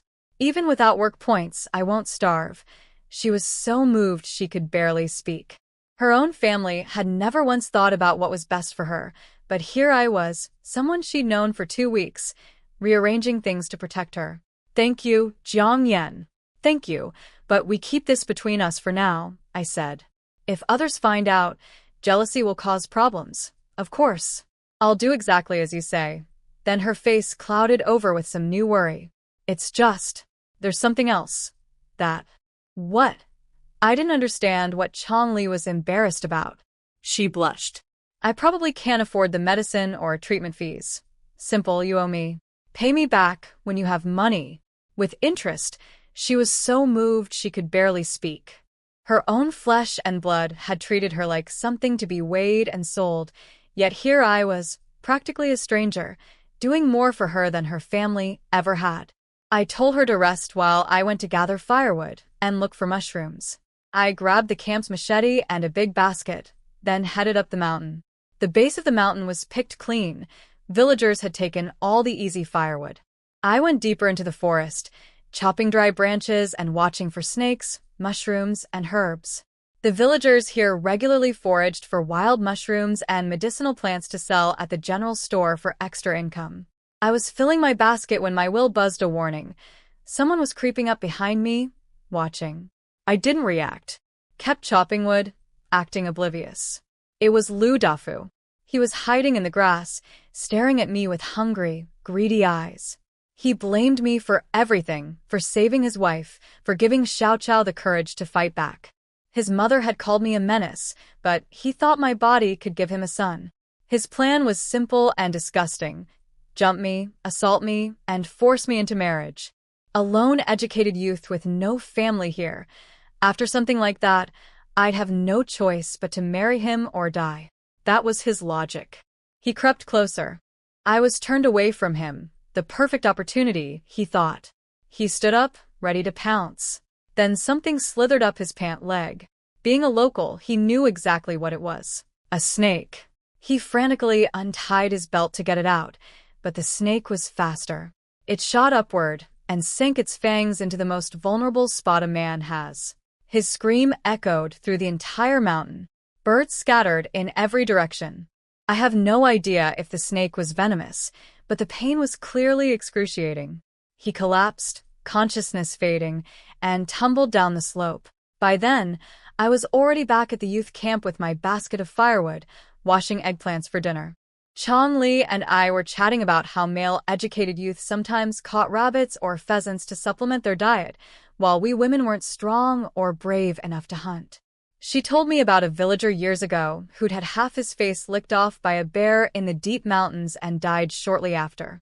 Nobody ventured deep into the forest anymore. Then we heard screaming outside, someone wailing like there'd been a death in the family. The sound got closer and closer, heading straight for our camp. Chongli frowned and went to the yard. A woman with wild, disheveled hair burst through the gate, shrieking, "Where's Comrade Jiang? She has to save my son. Who are you?" Chongli stumbled backward, nearly triggering her heart condition. The woman barged toward the house, screaming, "Comrade Jiang, please save my son." It was Zhang Chunhua, the same woman I drenched in manure. She was a complete mess, hair wild, face streaked with tears and snot. She threw herself on the ground in front of me and started kowtowing. Comrade Jiang, please save my son. I'm begging you. I looked around. A crowd had gathered. Xiao Yan was there too, looking delighted by the drama. I knew exactly what had happened to Lu Dafu. I'd sent that snake myself. It bit him right where it counts. Now his mother wanted me to come, save him, but I saw the calculation flash in her eyes. If I went to their house and was forced to examine his injury, my reputation would be destroyed. She'd trap me into marrying her worthless son. She'd even heard I came from a wealthy family. In her mind, snagging me as a daughter-in-law meant never working again. You've got the wrong person. Sick people need a doctor, not me. She argued that I'd saved Little Bao from drowning and Xiao Chao from pesticide poisoning. I brushed it all off. Drowning is just draining water. The pesticide thing was just making someone vomit, and the real credit belonged to the hospital doctors. My message was clear. I'm not going. Then Xiao Yan stepped in, playing the compassionate angel. Jiang Yan, she's so pitiful. It's a human life. Please just go save him. She even had teary eyes, as if someone in her own family was dying. I walked right up to her and slapped her across the face. Hard. She stumbled sideways, barely keeping her balance. You never learn, do you? I said. The crowd turned on me. That's too much. She didn't say anything wrong. A girl shouldn't be hitting people like that. Xiao Yan showed off her red, swollen cheek and played the victim perfectly. Everyone saw it. She hit me for no reason. She's a bully. Chongli tried to defend me, but Xiao Yan cut her down viciously. Of course, she won't bully you, you're sick. If you died from it, she'd be executed. She knows better. Chongli was too furious to speak. While everyone was focused on the drama, Zhang Chunhua saw her chance. She jumped up, grabbed my arm, and tried to drag me toward her house. Her plan was simple. Once she got me moving, the crowd would follow, and I'd be swept along whether I wanted to go or not. She pulled and pulled. I didn't budge an inch. Then I twisted her arm behind her back, kicked the back of her knee, and dropped her to a kneeling position. She screamed like I was killing her. Bao Zhigua arrived just in time, pushing through the crowd. What's going on here? Zhang Chunhua wailed. Team leader. She's trying to murder me. She's bullying a helpless widow and her son. I kicked her in the backside, and she flopped to the ground. Team leader, she sobbed. You have to stand up for us poor orphans and widows. Xiao Yan jumped in too, showing off her swollen cheek. Team leader, Jiang Yan is out of control. She hits people for no reason. She's destroying unity. You need to punish her. Chongli tried to defend me, but I pulled her back. I hit her. I admit it, the whole village had never seen such a bold, educated youth. Everyone was staring. I explained calmly. Zhang Chunhua barged into the youth camp demanding I save her son. She wouldn't say what was wrong with him. When I refused, she tried to drag me by force. I rolled up my sleeve. There was a red mark on my wrist. Bao Zhigua had just come from the Lu house. He knew exactly what had happened to Lu Dafu. He glared at Zhang Chunhua. You've got nerve showing up here howling. Xiao Yan kept pushing. You're obviously favoring Jiang Yan because she saved your grandson. That's not fair. Bao Zhigua's face darkened. You think I'm being biased? Then he asked Zhang Chunhua point blank. Tell everyone, where exactly is your son injured? She couldn't bring herself to say it. But someone else had no problem sharing. A snake bit him on his manhood. Some old ladies found him passed out on the mountainside with his pants down. The thing was swollen huge. The crowd erupted.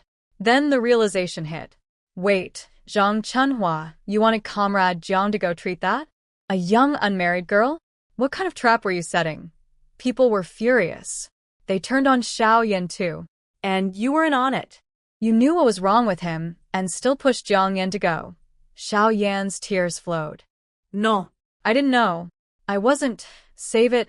I cut her off. You knew exactly where he was hurt. You deliberately pushed me to go so I'd be compromised. Isn't that right?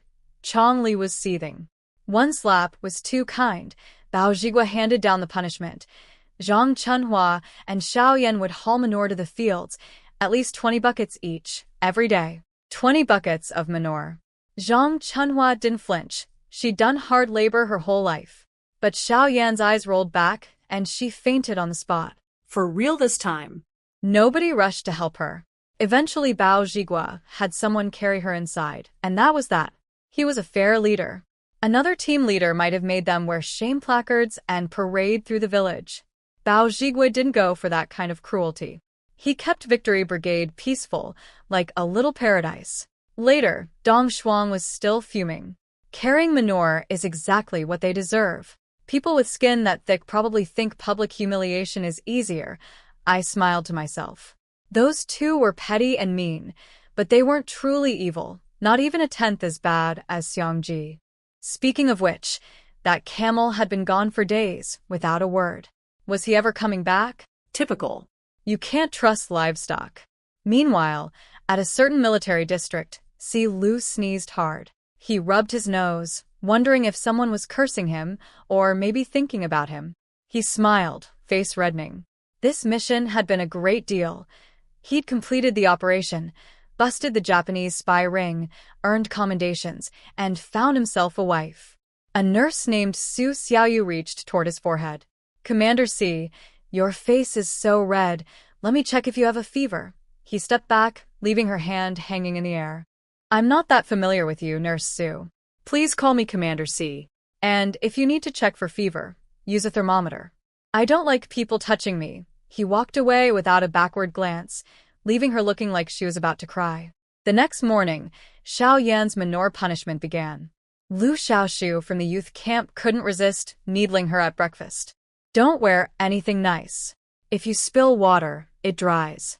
If you spill manure, those clothes are done for. Xiao Yan was on the verge of tears, but nobody was on her side. Qi Guthiwa had stopped getting involved in her drama. Song Jiren ran from her like a rabbit. Terrified, she'd ask him to help carry manure. Dong Shuang warned her to wash thoroughly before coming back. We share a kitchen and a water tank. Don't you dare stink up the place.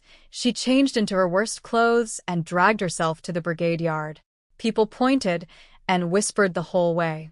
She put on her usual act, the wronged little white flower, silently suffering, but nobody was buying it anymore. Wu Qingfeng, the other scorekeeper, handed her a carrying pole and 2 buckets. The buckets had been used for composting for years. The smell hit her instantly, and she ran to a corner to vomit. Zhang Chunhua arrived late, but grabbed her equipment and got straight to work without complaint. Country women were built different. But she'd taken the good buckets and left Xiao Yan with a cracked one. Manure leaked through the bottom the whole way, splashing onto Xiao Yan's shoes and pants. By her 3rd trip, she was completely exhausted and marinated in the smell. Everything she breathed tasted like manure. I positioned myself at the perfect distance, close enough to supervise and annoy her, far enough to avoid the stench. I was also waiting for the right moment. Zhang Chunhua finished her 20 buckets by midday. Xiao Yan was struggling through her 10th. She was so tired and distracted, cursing me in her head, that she didn't notice when her leg went numb. I flicked a small pebble at just the right spot. She lost her balance and tumbled sideways into the drainage ditch. Both buckets dumped their entire contents onto her. She'd been screaming with her mouth wide open, so a generous amount splashed right in. I dusted off my hands, tossed the remaining pebble aside, and strolled away. Sweet dreams tonight, Xiao Yan. Wu Qingfeng saw what I'd done. His mouth twitched slightly, but he said nothing. I could tell he was thinking, this educated youth has good aim, quick hands, and zero fear of being caught. Interesting. I went to get a letter of introduction from Bao Zhigua. I needed to go to town to call my uncle about fish farming supplies, books, fry, medicine. Already? You've picked a location? He was surprised at the speed. Of course. It's my money on the line. You think I'd let it go to waste? While writing the letter, he casually asked what my uncle did for a living. He's sort of in charge of troops. Military district commander. His pen nearly flew out of his hand. What? The shout probably shook dust off the ceiling. Calm down. I used to live near the military compound. Leaders everywhere. Nothing special. He stared at me like I'd grown a second head, then handed over the letter with shaking hands. Be careful out there. Want me to send someone with you? No. Extra people would slow me down. I pocketed the letter and headed out. Wait for my good news. On the way back to camp, the entire village was buzzing with one piece of gossip. Comrade Shell fell in the manure pit. No, the manure buckets spilled on her. What's the difference? I walked toward the village entrance with a spring in my step, still riding the high of watching Jiang Yan's manure disaster. Old Luo caught up with me in the brigade's ox cart. Bao Zhigua had sent him to drive me to town. There was even a soft grass mat on the cart for me to sit on. That team leader really was thoughtful. On the ride, old Luo's eyes shone with hope. If you can really pull this off, you'll be the savior of the whole commune. Wadaegu was the poorest place in the county. People couldn't fill their stomachs, let alone eat meat. Uncle Luo, I promise I'll make this work. The whole village, the whole commune, everyone's going to be better off. I meant it. In just a few years, the great wave of reform would sweep across China. Everyone would have their chance. A world without zombies really was beautiful. But then I thought about my past life. The zombie virus was likely engineered by Western countries, arrogant fools who thought they could control everything. They couldn't. The mutation plus environmental damage created an unstoppable catastrophe. Now I was back, in a time when everything could still be changed. Maybe that's exactly why I'd been sent here with my spatial storage and my wheel. Maybe I was meant to prevent it all. My plans shifted. Being a sent-down youth, passing the college exam, getting rich, and living easy. That had been the original idea. Now I had bigger ambitions. At the town entrance, I made old Luo wait a moment, ran off, and came back with an oil paper package. For you, uncle. Inside were several pieces of fine sponge cake.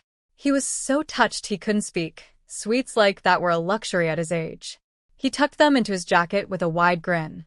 In town, I mailed a letter I'd already written, then went to the state restaurant and bought 3 boxes of rice, 2 gin of dumplings, braised pork, and beef. Stew with radish. I stored everything in my spatial space, then hit the general store. Sponge cakes, milk powder, malt extract, sugar, peanut candy, toothpaste, towels, rubber boots, gloves. Anything useful. I had plenty of rice, salt, and pork in storage already, so I skipped those to avoid drawing attention. I added 20 eggs and left. I wandered town until late afternoon, but I didn't head back to Victory Brigade. Instead, I went to Qinghe Brigade. It was time to visit the original Jiang Yan's family. I'd already asked Bao Zhigua, privately, to help me eventually transfer my relatives to Victory Brigade. The look he'd given me was like I'd punched a hole in the sky. I'd memorized Qinghe's location during the mountain trip with Xiangji. Along the way, my feelings were complicated. I didn't know what condition the Jiang family was in. Were they starving? Sick? Being mistreated? I'd done my research. Qinghe's team leader, Huang Youfu, was decent, not as good as Bao Zhigua, but fair and not petty. That helped ease my nerves a little. I pulled a bicycle from my spatial storage once I was out of sight and pedaled hard. By the time I reached Qinghe's village entrance, it was completely dark. No lights anywhere, lamp oil cost money, and going to bed hungry was worse than going to bed early. The brigade had set aside a rundown building next to the cattle shed for the sent-down people, political undesirables forced to live and labor here. I stood at the door, and my eyes burned. Mud walls. Thatched roof. One tiny window. The building looked like it might collapse at any moment. The stench of cow manure drifted from next door. My family lived here. My grandfather had studied abroad 40 years ago on a steamship. He'd had the finest of everything. But instead of living as a rich young master, he'd chosen to treat the poor for free, deliver medicine to those who couldn't afford it, build hospitals for common people. And now he lived in this. Was this what he deserved? As if sensing my presence, the door of the thatched hut suddenly opened. A figure appeared, and I recognized the voice immediately. Who's there? It was Grandma, Wang Shushu. In my memories, she used to hold my hand and guide me in writing calligraphy on rice paper. She was once a fashionable young woman who wore cheap-how dresses, drank coffee, spoke English, and watched movies.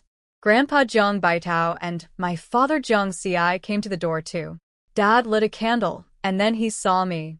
Yenna, his voice cracked.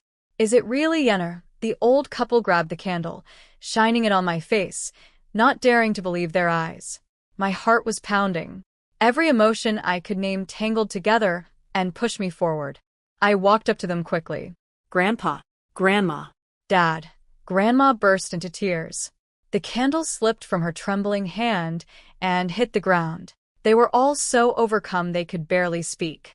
We went inside. The room was tiny and stuffy, right next to the cattle shed. The smell was awful. I nearly cried.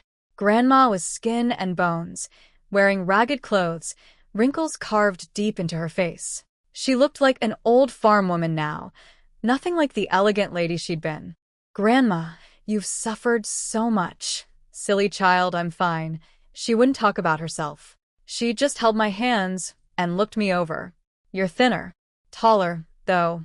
Dad took my heavy basket. What's in here? It weighs a ton. Grandpa stared at me with those gentle eyes. He hadn't seen me in over 3 years. How did you end up in the Northeast? He asked. I was sent down to the countryside. Grandma gasped. Your mother didn't find you a job? You were always so bright. She meant 2 things. First, my mother Yang Honying had taken plenty of money when she left, enough to buy me a position. Second, as an only child, I shouldn't have been sent down at all, unless my mother had remarried. She remarried within 6 months of leaving. Silence. Grandma spoke first. A woman alone with a child. It's not easy. She needed a man. Grandma, please don't make excuses for her. I've cut ties with her completely. Dad's face hardened. What happened? I told them everything, simply, without emotion, because these were the original Jiang Yan's memories, not mine. How my mother stopped caring about me after remarrying. How she lavished everything on her stepchildren and made me do all the work. How she gave away a job I'd earned to her stepdaughter. How she secretly signed me up to be sent down to the countryside. Dad's eyes went red. Grandma wept. Grandpa sighed deeply. You could have contacted your uncle.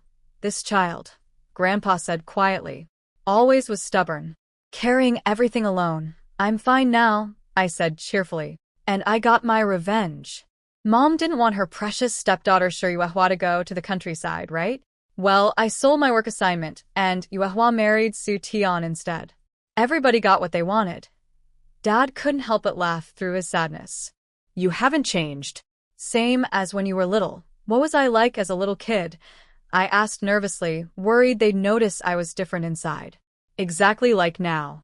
Sneaky mean and never forgets a grudge. Grandma, did you hear what Dad just called me? Through tears and laughter, we settled in. I unpacked the basket. Meal boxes full of dumplings, braised pork, beef stew, rice. Plus all the supplies I'd bought. Milk powder, sugar, peanut candy, toothpaste, towels, eggs. How much did all this cost? They were stunned. In the old days, this would have been nothing to the Jiang family. But now they were political outcasts who couldn't spend money openly even if they had it. Don't worry about me. I have money. I opened a box of plump, white dumplings. They're cold. Dad, heat everything up so you and Grandpa and Grandma can eat. While Dad started the fire, I snuck over to their water tank and slipped 2 drops of spiritual spring water in. Grandma pulled me close. Never mind the chores, your father can handle those. Tell me, which brigade are you at? Is anyone giving you trouble? Grandma was worried about me. A pretty girl in the countryside was an easy target. Grandpa asked if I could eat enough, if the farm work was hard. He'd spent his whole life in comfort and now had to dig ditches and haul manure in his old age. The thought of me suffering the same way pained him. It's not bad at all. I barely do any farm work. I held out my palms to prove it, smooth and soft, not a callus in sight. Then your team leader isn't giving you trouble? Grandma asked carefully. I'm a scorekeeper. I just walk around recording work points. It's easy. Grandpa's eyes brightened, then narrowed with suspicion. That kind of cushy job usually went to the team leader's relatives or close allies. How had his granddaughter, a newcomer, landed it so quickly? Dad's eyes went wide too. I could practically see the dark thoughts forming. Was that Bao fellow after his daughter? The food was ready. The little room filled with the smell of dumplings, braised pork, and beef stew. I got them to eat first. They hadn't had a real meal in who knew how long. Their best strategy against hunger had been sleeping. Sometimes they'd wake in the middle of the night with their stomachs growling. The malnutrition had aged them faster. Dad was careful with his parents. Don't eat too much rich food at once. Your stomachs can't handle it. Save some for tomorrow. He also set aside portions for Uncle Sue and Little Sue, other people who'd been sent down here. We sat on the Kong around a wobbly little table and ate together. The grandparents kept piling food in my bowl. For the first time in this life, I felt what real family warmth was like. Even at the very bottom, surrounded by people who love you, you can still see sunlight. Dad couldn't let it go. So, how exactly did you become scorekeeper? I told them about saving little Bao from drowning on my first day, how I'd recognized the signs of a parent drowning death and revived him.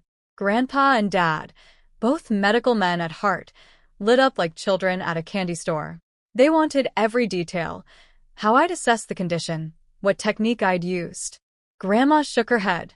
These two, medical fanatics, hear about a case and they forget everything else. I used to read Grandpa's medical books when I was little, I explained. I'd sneak into the study and spend whole days in there. That part was true. The original Jiang Yan really had done that. But my actual medical knowledge came mostly from the wheel, which could access ancient texts and prescriptions that no longer existed anywhere in the world. It filtered out the useless information and gave me only what worked. Sometimes I thought the wheel was even more powerful than my spatial storage. The Jiang family was smart. Right now they were too happy to question anything, but eventually they'd realize my story didn't quite add up. A small child reading complex medical texts didn't suddenly become a skilled doctor. I needed a better explanation, one that formed a perfect loop with no loose ends. Grandpa, no genius.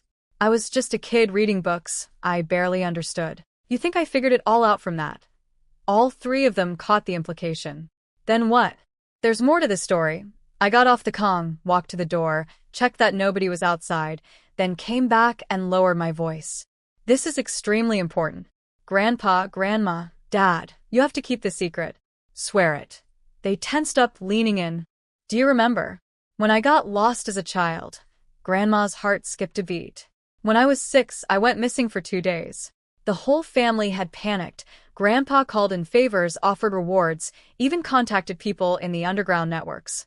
Then I just wandered back on my own, perfectly fine, not even hungry. I told everyone I'd met a white-bearded old man who gave me lots of books, and then he vanished. The adults laughed it off as a child's dream. That wasn't a dream, I said now. I was too young to tell the truth. All three tensed up. I launched into a story I'd perfected back in the apocalypse, my go-to cover. The old man was a hidden master. He said I had rare talent and wanted me as his disciple. I was a kid, so I thought it sounded fun and agreed. After that, he kept appearing, always at night, always when nobody was around. He taught me medicine, acupuncture, and martial arts. I can take on 10 people by myself now. Dad burst out laughing. Grandma glared him into silence. They didn't believe me. I could see it on their faces. You don't believe me? I spotted half a brick in the corner. Used to prop up a table leg. I picked it up and showed it to them. This is your brick, right? Can't be fake. I squeezed. The brick crumbled like tofu, dust and fragments raining onto the floor. Their jaws dropped. Dad's pupils contracted like he'd witnessed a miracle. His soft, delicate little daughter had just crushed a brick with one hand. Grandpa's mind was already racing. You were only gone 2 days. How could you learn so much? He was old school. He'd studied abroad and believed in science, but he'd also grown up hearing tales of hidden masters and mysterious hermits. He'd seen enough strange things in his life to keep an open mind. He kept teaching me for years after that, I explained. When Mom took me to Ping'an County, my master followed. He taught me for 3 more years there, then one day he just left.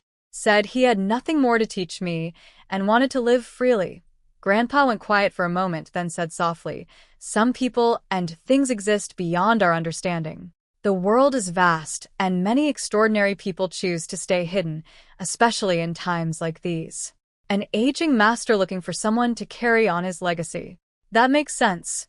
He was a medical fanatic at heart, and he immediately wanted to know everything, which ancient prescriptions, which lost texts, what techniques the old man had passed down. Grandma shut him down. Do you know what time it is? It's the middle of the night. She's a young girl who walked here in the dark. Are you going to keep her up until dawn?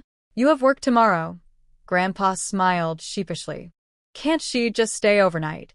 And if someone sees her leaving in the morning? Think about what that would mean for her reputation. Every word Grandma spoke was to protect me. You have martial arts skills now, which helps, but be careful. Don't let others find out. Grandma, don't worry. I'm not a child anymore. My master taught me more than just skills. He taught me wisdom. Right now, our family needs to lie low and wait for better times. The Jiang family had been framed. One false accusation had brought them to ruin. If my father's two brothers hadn't been war martyrs, things would have been even worse. Who had framed them, and why, nobody could figure it out yet. They were all moved that I could see things so clearly. Your master taught you well, Grandpa said quietly. He was filled with both regret for letting my mother take me away and gratitude that a mysterious teacher had kept me from being broken. He told me to hide my abilities until the time was right, I added. That's why I acted timid and weak in Pingan County. I didn't want to stand out. Grandma teared up again, holding my hand. You've suffered, child. I'm fine. Hide the food and supplies somewhere safe. Don't let anyone find them. And please eat the meat and rice. Don't save it out of habit. Your health matters most. I'll come again soon. Before winter, I'll bring warm clothes and quilts. I squeezed her hand tightly. No matter what happens, our family stays together. After I left, the Jiang family couldn't sleep. Grandpa wondered if I'd changed too much. Grandma said I'd just been hiding my true self all along. In the end, they agreed. As long as I was safe and doing well, nothing else mattered. But I hadn't actually left Qinghe. I needed to see for myself how my family was being treated.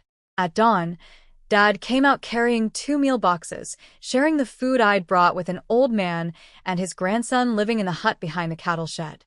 The Uncle Sue and Little Sue Grandpa had mentioned. The boy who answered the door was maybe 14, frighteningly thin. Soon a work supervisor came to assign my family their tasks, cleaning out cattle stalls and hauling manure.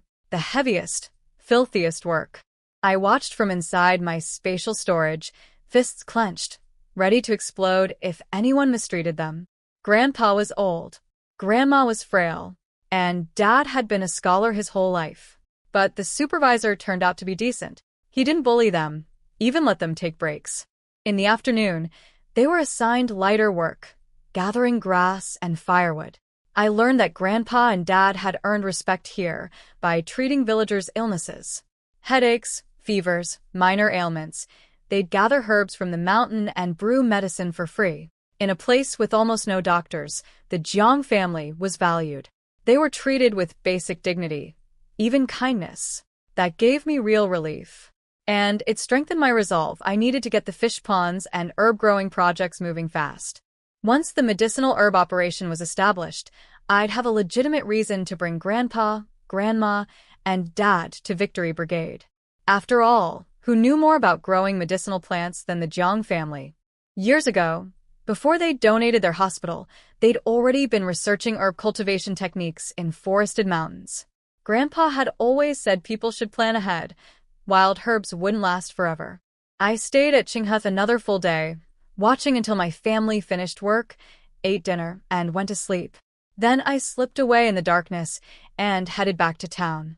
I slept in my spatial storage, woke up refreshed, had breakfast at the state restaurant, bought more supplies, and waited outside the general store. Soon enough, old Luo arrived with the ox cart, empty this time, since the village was busy preparing for autumn harvest. All done? He asked, beaming. Let's go home. We made it back before noon. I thanked old Luo, grabbed my bags, and walked into the youth camp yard. Song Jiren was waiting for me. He jumped out and blocked my path, eyes bloodshot, looking like a cornered animal. Jiang Yan, how can you be so shameless? So degraded? I stared at him. Are you insane? Are you that desperate for a man? If you needed someone, why didn't you come to me? Why him, an old man? Bao Zhigua is old enough to be your father. Something inside me snapped. I didn't even bother with words.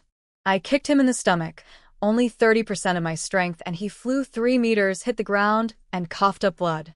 He touched the blood on his lip, eyes wide with terror. Jiang Yan, You're trying to kill me to shut me up, aren't you? I wanted to kill him. People who spread sexual rumors are the lowest form of life. Kill you? Are you even human? No human being would say what you just said. I took one step forward, and he flinched like a scared rabbit. Chongli came out and immediately positioned herself between us, shielding me. She knew my character. If I was this angry, Song Jian must have said something truly unforgivable. Don't worry, I told her coldly. I'm not stupid enough to commit a crime over vermin like him. I turned to Song. Did you come up with this filth yourself, or did someone feed it to you? He wouldn't answer. He didn't need to, I already knew. Xiaoyan had been whispering in his ear. She'd told him that I was getting special treatment because of an inappropriate relationship with Bao Zhigua. She goes to the brigade office all the time, they talk behind closed doors, she gets time off whenever she wants. She became scorekeeper out of nowhere. You think that's all because she's pretty? That kind of poison. And this idiot believed every word without thinking for 1 second. So the moment I came back, he'd ambushed me with accusations. Chongli dragged me inside. She hadn't heard what he'd said at first, but when I told her he'd accused me and Bao Zhigua of having an affair, she nearly lost her mind. That's disgusting. You should have kicked him more. If I'd kicked harder, he'd be dead. But beneath my calm surface, a plan was already forming. Song Jian was stupid as a pig. Xiaoyan was venomous as a snake. This time, they'd crossed my absolute bottom line. Killing them would be simple, but I had obvious motive. We'd been fighting since the train ride here. If anything happened to them, I'd be the first suspect. There were other ways, though. Ways that didn't require getting my hands dirty. Rather than wait for these two to keep coming at me in random bursts of insanity, I draw the snakes out of their holes and finish this once and for all. That evening, I brewed the first batch of herbal medicine for Chongli. Only Dong Shuang knew the prescription was mine. Everyone else assumed Chongli had simply changed medications. Xiao Yan sneered from the corner, wondering why Chongli would choose to stay in the countryside when she could go back to the city. She probably assumed Chongli had a secret lover here. In Xiao Yan's twisted mind, a sick woman couldn't possibly have any other reason to stay. For the next several days, I locked myself in my room writing a detailed fish pond construction plan. How to build the ponds, what fish to raise, how to channel water, what medicines to use, all based on data from my wheel. Absolutely reliable.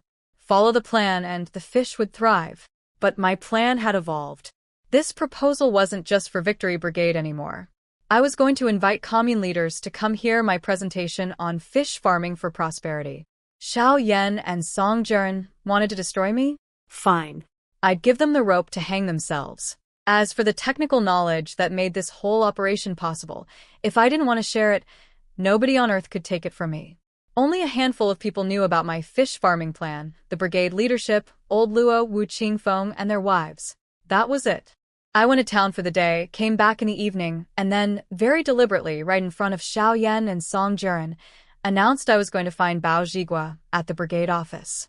At night. Alone. I knew exactly what those two filthy minds would think.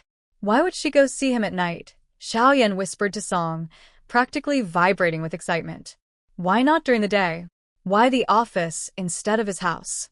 She must be hiding something shameful. Song Jian's jealousy had twisted him beyond recognition. He'd convinced himself I belonged to him, and the thought of me with an older man made him rabid. He couldn't have me, so he'd destroy me instead. Their plan? Bring some people to catch us in the act. But Song had an even crazier idea, set a small fire behind the office to create chaos, draw villagers out, and expose the supposed affair when everyone came running. We'll use wet wood, he told Xiao Yan. Lots of smoke, not much flame. Once people see it, they'll rush over and discover the truth. Xiao Yan was thrilled. She could already picture my downfall. What they didn't know was that I'd planned every step of this evening. The whole thing was my trap, not theirs. That night, the two of them crept over the wall of the brigade compound like thieves. Xiao Yan carried a bundle with lamp oil and pine branches. Song carried firewood. They snuck to the window behind the office and crouched down, ears pressed to the wall. They heard my voice inside. Team leader, this matter absolutely must not what? Their imaginations ran wild. They heard rustling sounds. Xiao Yan's face flushed red. They stacked the wood, doused it with oil, and Song struck a match. The flames leaped up. They turned to run and froze. Deputy Leader Li Chongqing stood right in front of them, a massive shadow blocking their escape. He kicked the fire apart and smothered it with his jacket in seconds, then tackled both of them to the ground. Arsonists. Where do you think you're going? Then the office door opened. Song Jiren and Xiao Yan looked back and their blood ran cold. Inside were 7 or 8 people, me, Bao Zhigua, his wife, the accountant, old Luo, Li Chongqing's wife. And stepping forward through the crowd, 2 figures Song recognized immediately. Secretary Huang and Secretary Wang, leaders from the commune. They'd been here the entire time. I'd invited them to hear my fish farming proposal. This was a formal meeting. Song Jiren's face went white. Xiao Yan didn't know the leaders by sight, but she understood the words, secretary and commune leadership, well enough. They'd just committed arson, in front of government officials. Caught red-handed. What's going on? Secretary Huang demanded. These 2 were setting fires behind the building. I caught them, Li Chongqing reported. Secretary Huang's eyes turned ice cold. Are these your people? Educated youth, Bao Zhigua said, looking ashamed. I failed to manage them properly. Educated youth? They look like enemy saboteurs to me. They knew we were holding a meeting here tonight. This was deliberate destruction. Arrest them. Song Jiren babbled desperately. No. Secretary, it's a misunderstanding. The wood was wet, we weren't really trying to burn anything. Oh? Then what were you trying to do? Li Chongqing laid out the evidence in front of Secretary Huang. The unburned wood, the oil canister, the half-charred rags. The secretary's face was iron. The evidence is right here. What do you have to say for yourselves? The arson incident blew up big. Setting fire to a building where commune officials were meeting. Nobody believed it was anything less than sabotage. The truth spread through Victory Brigade like wildfire. I'd come up with a fish farming plan that could make the whole commune rich. Bao Zhigua had invited the leaders for an evening meeting because daytime was too busy and public. We'd barely started the presentation when those 2 idiots lit their fire and got caught red-handed by Li Chongqing. A few years earlier, during the worst political storms, arson like this could have gotten them shot. The current leadership was more restrained. They investigated Song Jiren and Xiao Yan thoroughly, cleared them of being enemy agents, then sentenced them to public shaming with placards around their necks, followed by transfer to a reform farm. A reform farm was nothing like being an educated youth in a production brigade. Youth were free citizens helping build the countryside. Farm inmates were criminals, branded with a permanent stain on their records. Bad food, backbreaking labor, no freedom. Some political victims might eventually be rehabilitated, but people who'd actually committed crimes? That stain would follow them forever. The Song family back in Ping'an County was horrified. Their precious boy had gone from educated youth to convicted arsonist. They had no connections in the Northeast, so they telegrammed Song Jiren's uncle, Song Zhe, begging him to investigate. Song Zhe was a military man, a battalion commander in an elite regiment. He'd been part of the Shadow Owl's Special Operations Unit before injuries forced him into regular service. He didn't like his nephew. Spoiled, weak, arrogant, and useless. But blood was blood. He couldn't ignore it. Interestingly, his commanding officer was none other than the regimental commander, Si Lu. My Si Lu. The same, Camel G from the mountains. He'd completed his mission, busted the Japanese spy ring, and apparently gotten promoted. He was only 22, one of the youngest regimental commanders in the entire military. Song Zhe respected his abilities, but couldn't help feeling a twinge of resentment at being outranked by someone younger. Si Lu approved Song Zhe's leave request without fuss. Song Zhe took the train to the northeast, but didn't go straight to the reform farm. Instead, he came to Victory Brigade to see Bao Zhigua first. Bao Zhigua was impressed by Song Zhe, tall, disciplined, tough. Nothing like his worthless nephew. They sat down, and Song Zhe made his case politely. His nephew is timid and weak, but not a criminal. Surely there'd been a misunderstanding. Bao Zhigua smiled gently and said, "Comrade, you're in the military. You probably don't see your nephew much. Let me tell you what Song Jiren is really like. he sighed. That young man is quite famous in our brigade, but not for good reasons. He's lazy at work, schemes constantly, and spreads malicious rumors like a gossip. No one respects him. Songja's face darkened with every word, his fists clenching tighter and tighter.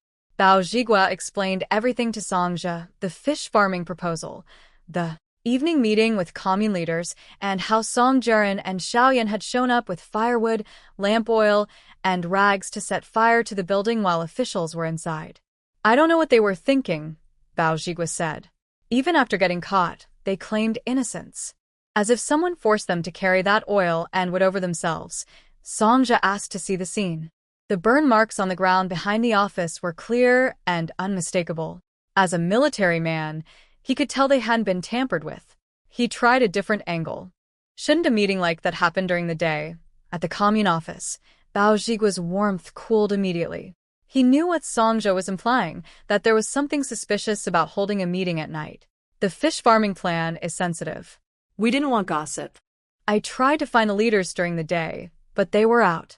I practically begged them to come in the evening. If you don't believe me, go ask them yourself. We have nothing to hide. Then Songja asked to meet me. Bao Zhigua got protective. What for? My nephew caused her trouble. I'd like to apologize in person. I didn't mind meeting him. I wanted to see for myself what kind of family produced someone like Song Jiren. When I walked into the office, Songja looked up and I saw his expression shift. He tried to hide it, but I caught the brief flash of surprise. I was wearing a plain blue jacket and twin braids, nothing special, but apparently I stood out anyway. Battalion Commander Song, what would you like to ask? I said, noting his rank insignia. He was polite but probing. He pointed out that Song Jiren, Xiaoyan, and I were all former classmates, yet our relationships were terrible. His tone sounded more like an interrogation than a conversation. I smiled. Are you here as a family member, or are you trying to build a case against me so your nephew can go free? He backtracked quickly. I let him, then answered his questions directly. I explained how Xiaoyan had been trying to steal my things since we arrived, how Song Jiren was insufferably arrogant and convinced every woman should worship him, and how their obsessive jealousy had escalated to arson. Song Jiren is dangerously fixated, I said. Everyone saw him set that fire with their own eyes. His personality is extreme. Songja could tell I wasn't going to slip up or give him anything useful for his nephew's defense. He thanked me, and I left. Bao Zhigua told him bluntly, instead of wasting time investigating things that are already settled, why don't you go buy your nephew some food and warm clothes? The reform farm isn't kind to its inmates. Songja left the brigade office, but didn't leave the village immediately. He walked around asking villagers about Song Jiren's reputation, fulfilling his duty as an elder, even if the answers only confirmed what he'd already heard. Then he headed to town. He wasn't trying to overturn the verdict. He just needed to see the full picture for himself before facing his nephew. Songja changed into civilian clothes and went to the reform farm. He'd brought some grain, money, and ration tickets, more than Song Jiren deserved. He found his nephew shoveling mountains of cattle and sheep manure. The farm had far more livestock than the village, and the waste had to be piled and composted for spring fertilizer. Song Jiren burst into tears the moment he saw his uncle. Get me out of here. They beat me. I can't eat enough. I'll die here. Songja was ice cold. You think I have that kind of power? You did this to yourself. Why did you set that fire? Song Jiren still couldn't see his own fault. I thought Jiang Yan and Bao Zhigua were having an affair. I wasn't trying to burn them, just smoke them out so everyone could see. Songja's fist connected with his nephew's jaw. You're despicable, Song Jiren wailed, threatening to tell their grandfather. Songja didn't care. Don't call me uncle anymore. I don't have a nephew this stupid. You're a man, act like one. Look at what you've done. It's her fault. She ignored me. A black category nobody who dares look down on me? I was only going to play with her anyway. Songja hit him twice more. Song Jiren crashed to the floor, glasses snapping, a black eye swelling up. Did she seduce you too? Song Jiren screamed. Is that why you're taking her side? Songja kicked him so hard he nearly broke a rib. Song Jiren finally shut up, whimpering on the ground. You deserve everything you got. Songjia threw the money, tickets, and grain bag on the floor and walked out. Xiaoyan had been waiting desperately for good news. Song Jiren had promised his family would come rescue them both. When she heard someone from the Song family had visited, she was ecstatic. Finally, freedom. But Song Jiren never came to tell her anything. She snuck out during a bathroom break and ran into Songjia on the path. She recognized him from seeing him in Ping'an County 2 years ago. Compared to his pathetic nephew, Songjia was everything: tall, handsome, capable. Her mind immediately shifted gears. Wait.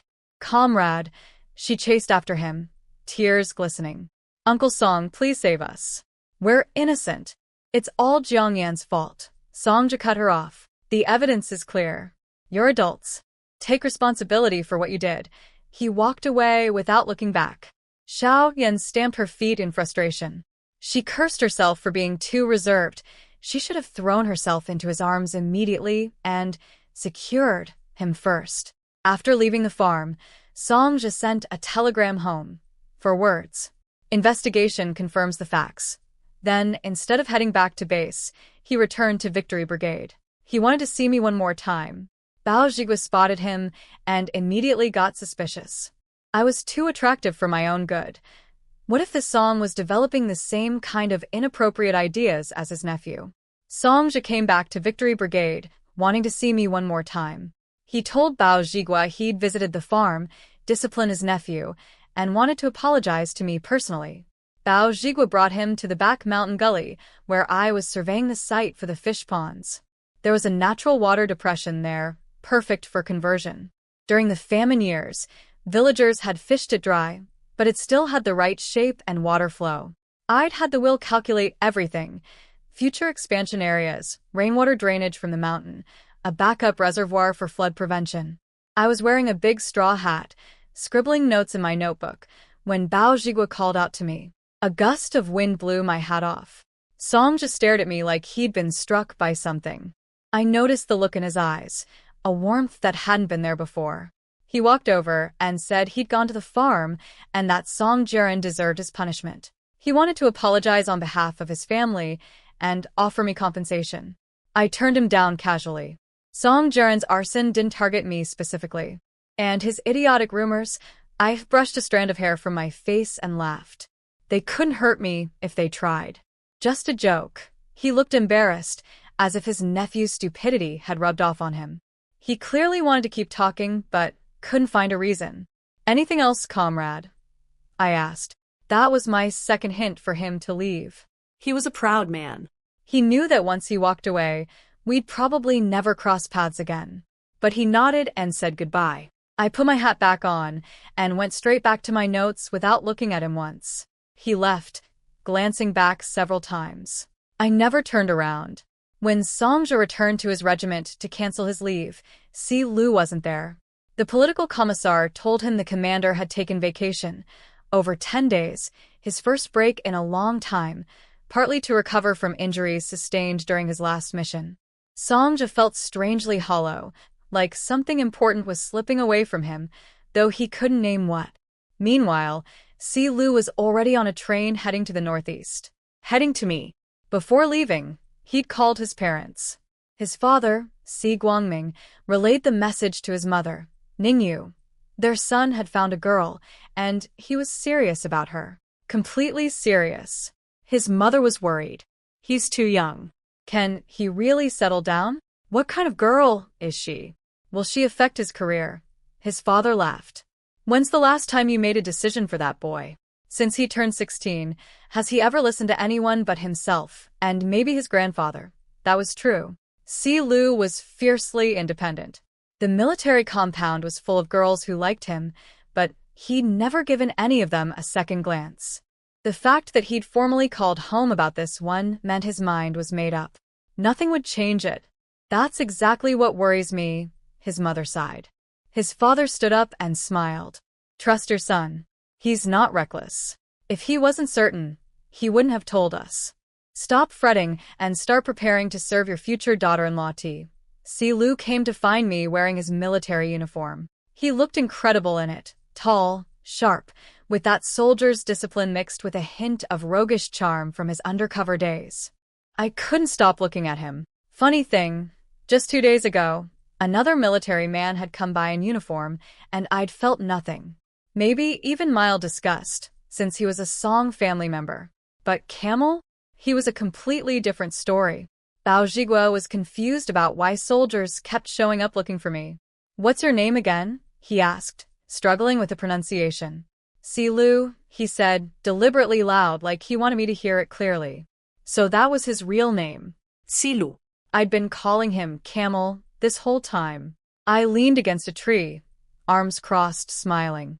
"What took you so long?" He grinned back, a big, bright, white-toothed smile. Bao Zhigua looked between us and figured it out instantly. "Oh. You two know each other." He noticed the difference too. The Song family soldier had gotten nothing from me, but this one made my eyes light up. "Well, I'll leave you to it." He walked away grinning like he'd just figured out a great secret. After he left, Silu and I just stood there looking at each other. Neither of us spoke for a while.